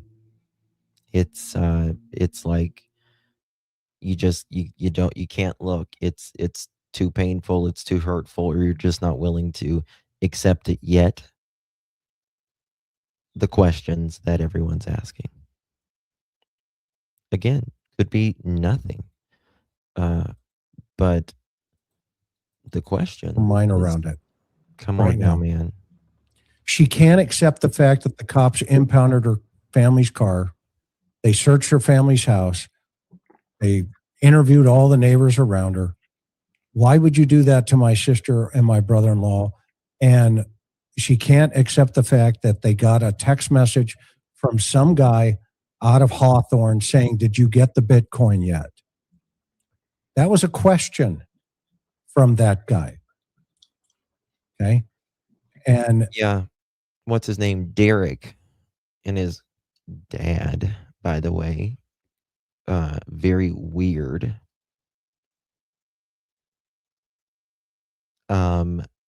Did you get the Bitcoin yet? That was sent, a text that was allegedly sent to Tommaso and Andy, and then a 9-second or 12-second call. She can't accept the fact that there was this idea that there was a 9-second phone call into somebody in that family. She asked, well, who did he call? And they did, and they creative 101 writing did not say who it was. Why would you? I mean, Tommaso or Annie got a call. No, just Tommaso or Annie. That's it. A text message and a 9-second call. Because if you said in that affidavit, oh, by the way, it was also, the same people that got the text messages, now you've really opened up Pandora's box. I don't know. Am I missing something? Am I way off base, Karen? You've known me forever. I don't think you're way off base. I would just add a couple questions to throw out there. Again, we go back to, regardless of what theory happened, Nancy Guthrie is still missing. Very, very good question. Love yourself. Justin, how can they clear the family when they still had the car? Sister, that is a good point.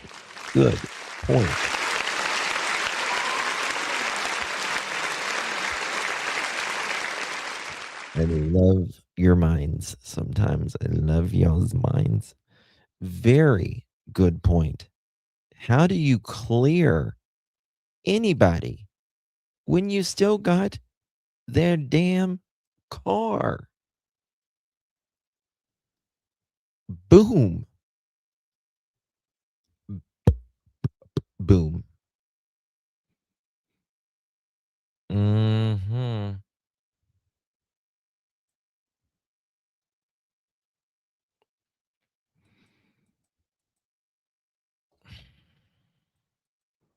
I don't understand. Well, let me rephrase that. In many of these missing and presumed deceased cases that we cover here on the channel, family members act differently than what we're seeing in this particular case. It's not a judgment. It's an observable fact. If your loved one is missing, most of the time you want to organize a search party of some effort, regardless of what the is doing, and you're out there pounding the pavement trying to find your missing loved one because you are broken up, you are grieving, That is what the excuse is. That's not why they keep cars for that long when they're in the shop. That's it was taken for evidence, Sherry. It was literally taken as evidence. And if it's taken as evidence, and they're saying that it's in the shop and they're putting it back together, that's saying you took that car piece by piece. Why would you take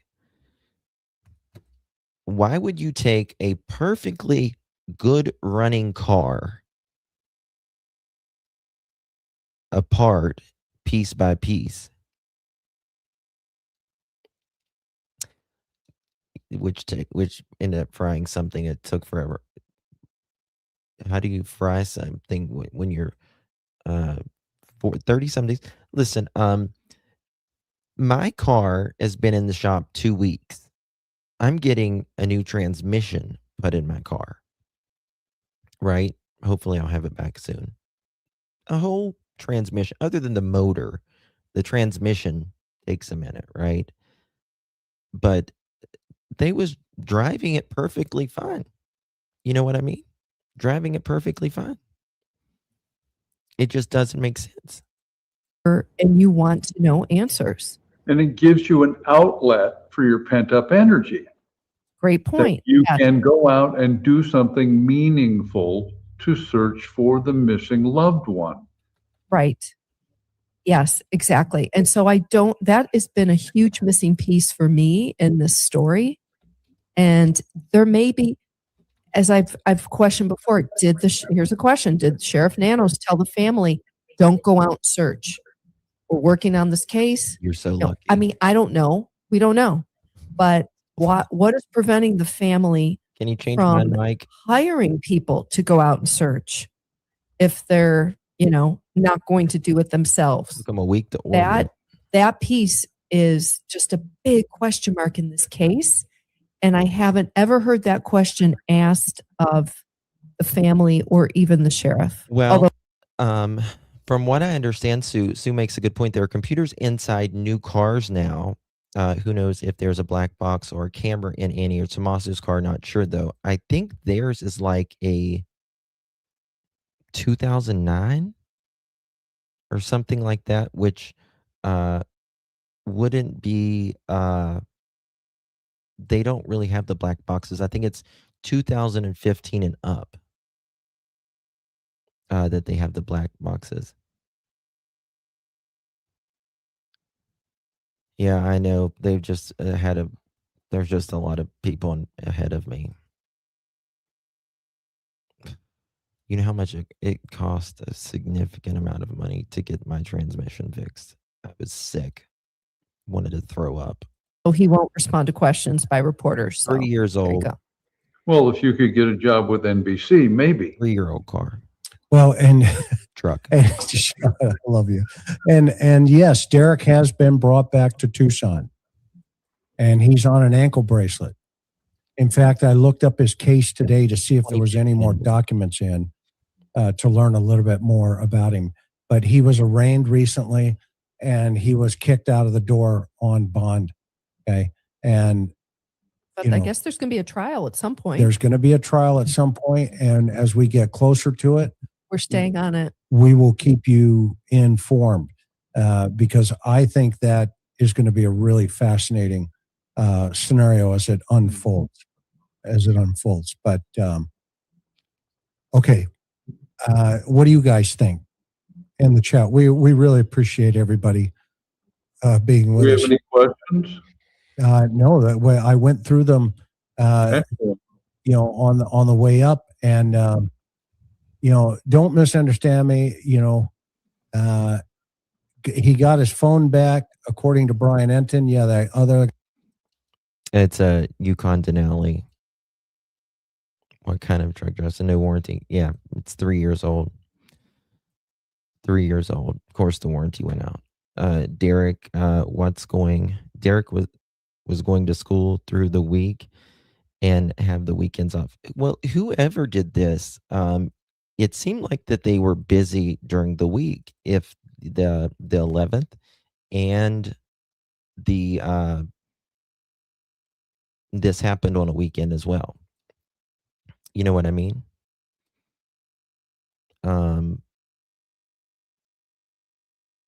Kelsey, start putting money in your swear jar, and I will too. If Kelsey had a swear jar, she would be a billionaire in 2 hours. Just saying. Black boxes start at 1994, but all cars 2014 have. I think it's like with the GPS and stuff. I mean, they all like cars have computers before like 2015 or something like that, but like the ones that they can like track turn by turn, doors opening and all that stuff. Me, what about you? Listen, I am a nun, Kelsey. I'm a nun. Okay? Don't judge me. Annie's Honda CRV has an infotainment system which keeps track of info inside the car, etc. I don't know. Mary sent me an email. Okay. Let me look here. I don't have it. Did you send me an email or a text? No, I don't have a text or an email. Neither one. The story reminds me of a bit of Suzanne Morphew case. Really?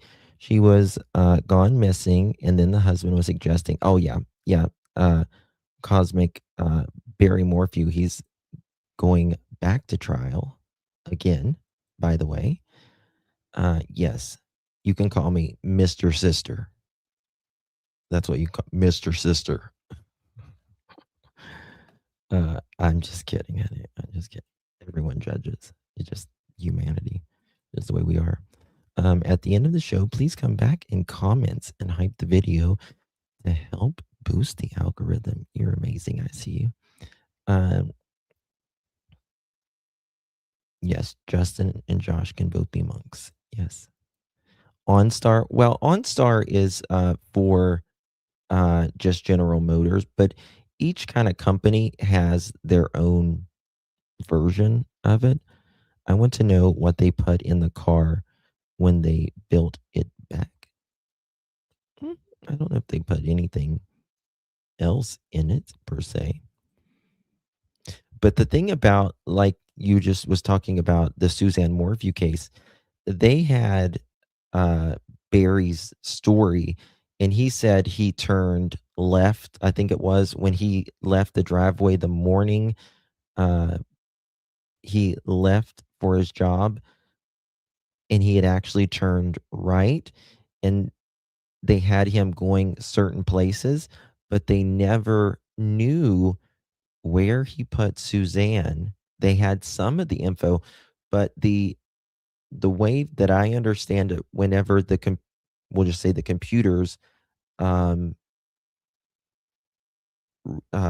overwrite themselves, and they don't overwrite themselves evenly, if that makes sense.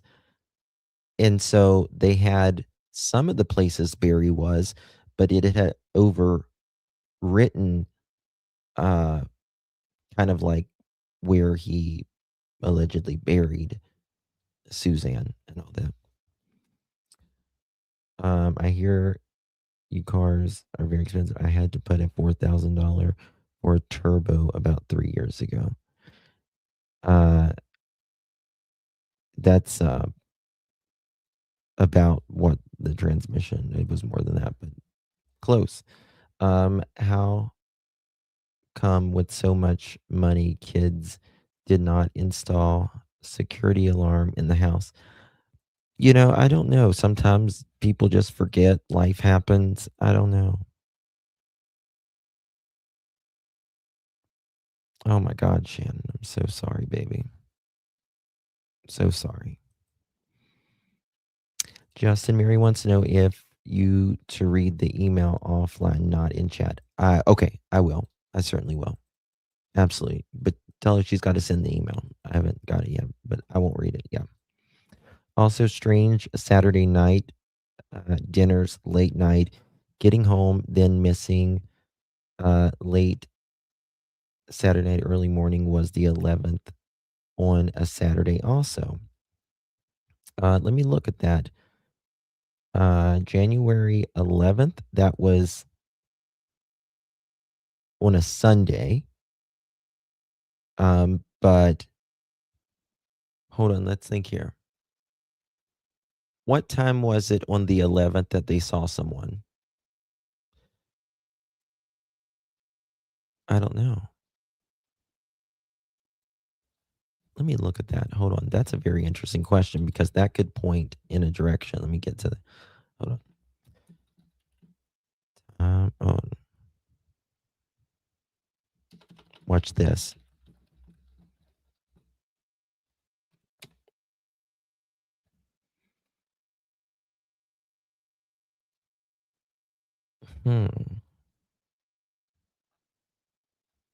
Guys, if you're just joining us or you haven't yet, please hit that thumbs up button or double tap that screen. Let me see here. Nancy Guthrie, January 11th. Okay.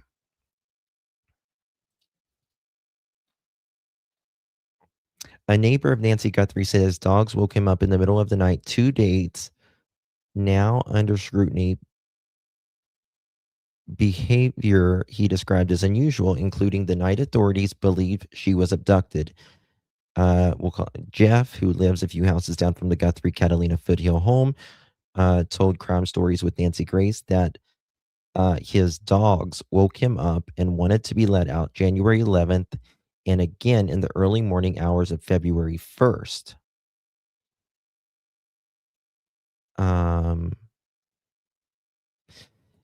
So that's very interesting. Let me show you this. Hold on. January 2026 calendar. So you guys can see this. Because this matters what time it was. And you'll see what I mean. Because this can kind of give us a supporting argument to win this guy if he really works or not. So look at this. January 11th is on a Sunday, right? That's on a Sunday. However, if you go, the 10th after midnight, right? You go to bed Saturday night, and then after midnight, it's the 11th, right? And if this guy woke up, the dog woke him up at, we'll say 1 or 2 o'clock in the morning, he went to bed the 10th, and it was after midnight, then it's still, even though it's not Saturday, but it's kind of technically Saturday, if you will. Because if it was like the 11th and he went to, let's say the guy went to bed the 11th, and his dog woke him up at 1 o'clock in the morning. Well, it's actually the 12th. So this tells me that, in my opinion, that this guy, this perpetrator, probably had to be at work or had something to do on the 12th. On the 12th. Just like the 31st. Right? It happened on a Saturday. It didn't happen.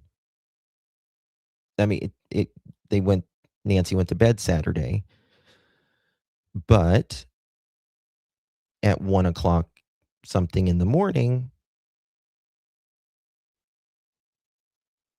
Sunday morning, something happens to her, right? So the person that did this had time to hide her, do whatever they wanted with her, and they still had technically all day Sunday, and they could have been at work on Monday.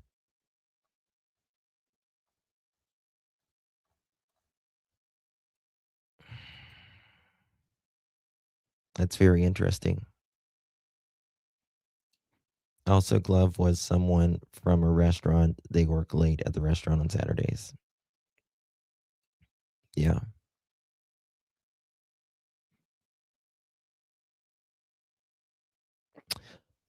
They did stay at a very expensive $1 million home, but I think that they did move. They did move from one location to this really nice home.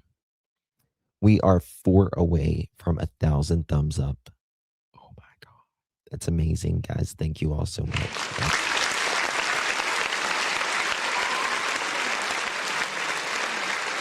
Work at a restaurant. A lot of restaurants are closed on Mondays also. Really? They're closed on Mondays? Thank you so much, Stacy. Appreciate you. Exactly my point. Yeah. Yeah.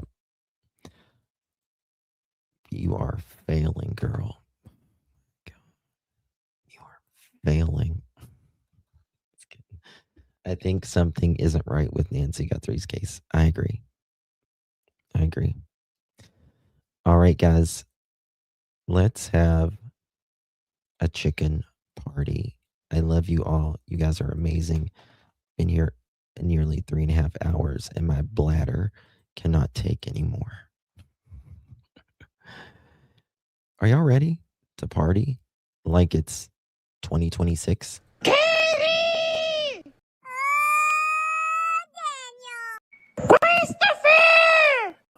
And it to was Mr. Proudfoot, to Mr. Proudfoot, to Mr. Proudfoot. Yes, Mr. ma'am. Proudfoot, what happened?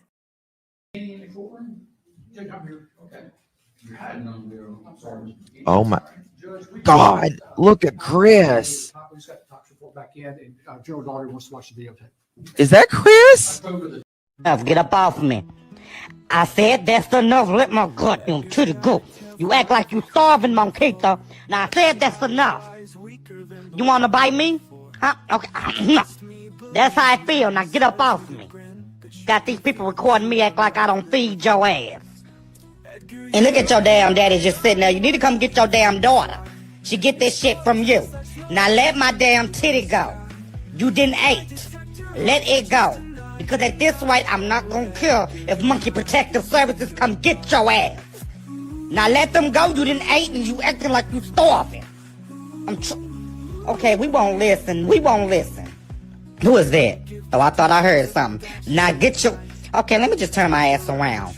Now, didn't I tell you to let my shit go? Now, I'm not about to keep playing with you in front of these people. I'm trying... Okay. Let me see who looking. Okay, hey. The following is an actual video of Sheriff Nanos. Doofus.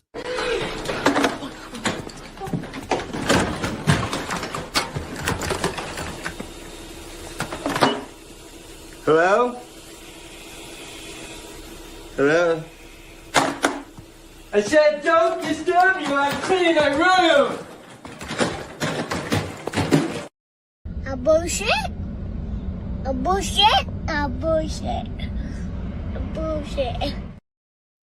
The following is an actual video of me eating a little piece of fruit.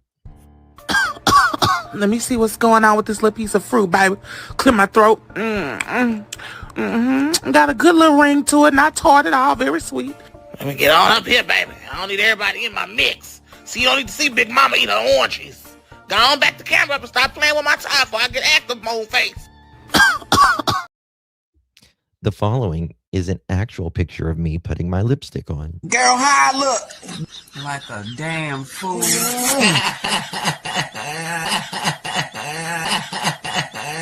No, them veneers don't make that look no better. Girl, bye. Not possible because that area is not visible in the footage. My ass.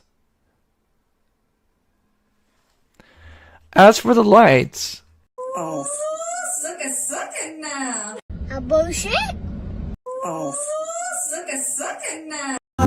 Lord, kumbaya.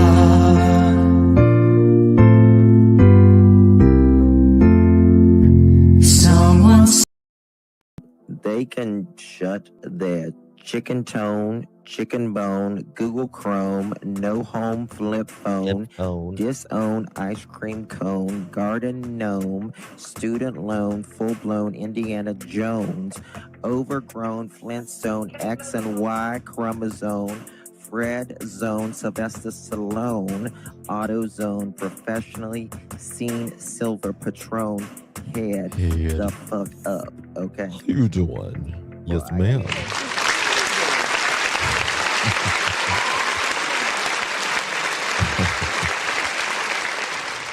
Yeah, funny. But we gotta have a little bit of laughter after all of that. Mob Crew has it lit up. Yeah, that was so funny to me. I lost my mind when Mob Crew did that because he's very stoic, and usually pretty serious about it. And when he just said, because it's not possible, my ass, like that, I just thought that was so funny. Plus, Sheriff says they've known since day one. Good point. Good point. Charmin, good point. Very good point. Hey, Lori. Jen, how you doing? Ms. Mama, Susie Q. Thank you, Jason. Thank you, Lori. Mob Crew's Narc. Yes, YouTuber. 2 dozen roses. Hello, darling. All right. Yeah, Mob Crew's great. He's great. He's worked really hard on Sebastian's case with those videos and stuff. All right, guys. Thank you all so much for joining me. Really, really do appreciate you guys are absolutely amazing. Almost 4 hours here. My bladder can't take anymore. Thank you, guys. Much love to you all. And hopefully there's just an arrest really soon. I just want to get a call like, oh my God, there's been an arrest. Hopefully soon. Thank you all. Love you. Appreciate you very much. Each of you being here. Good night, everyone. God bless.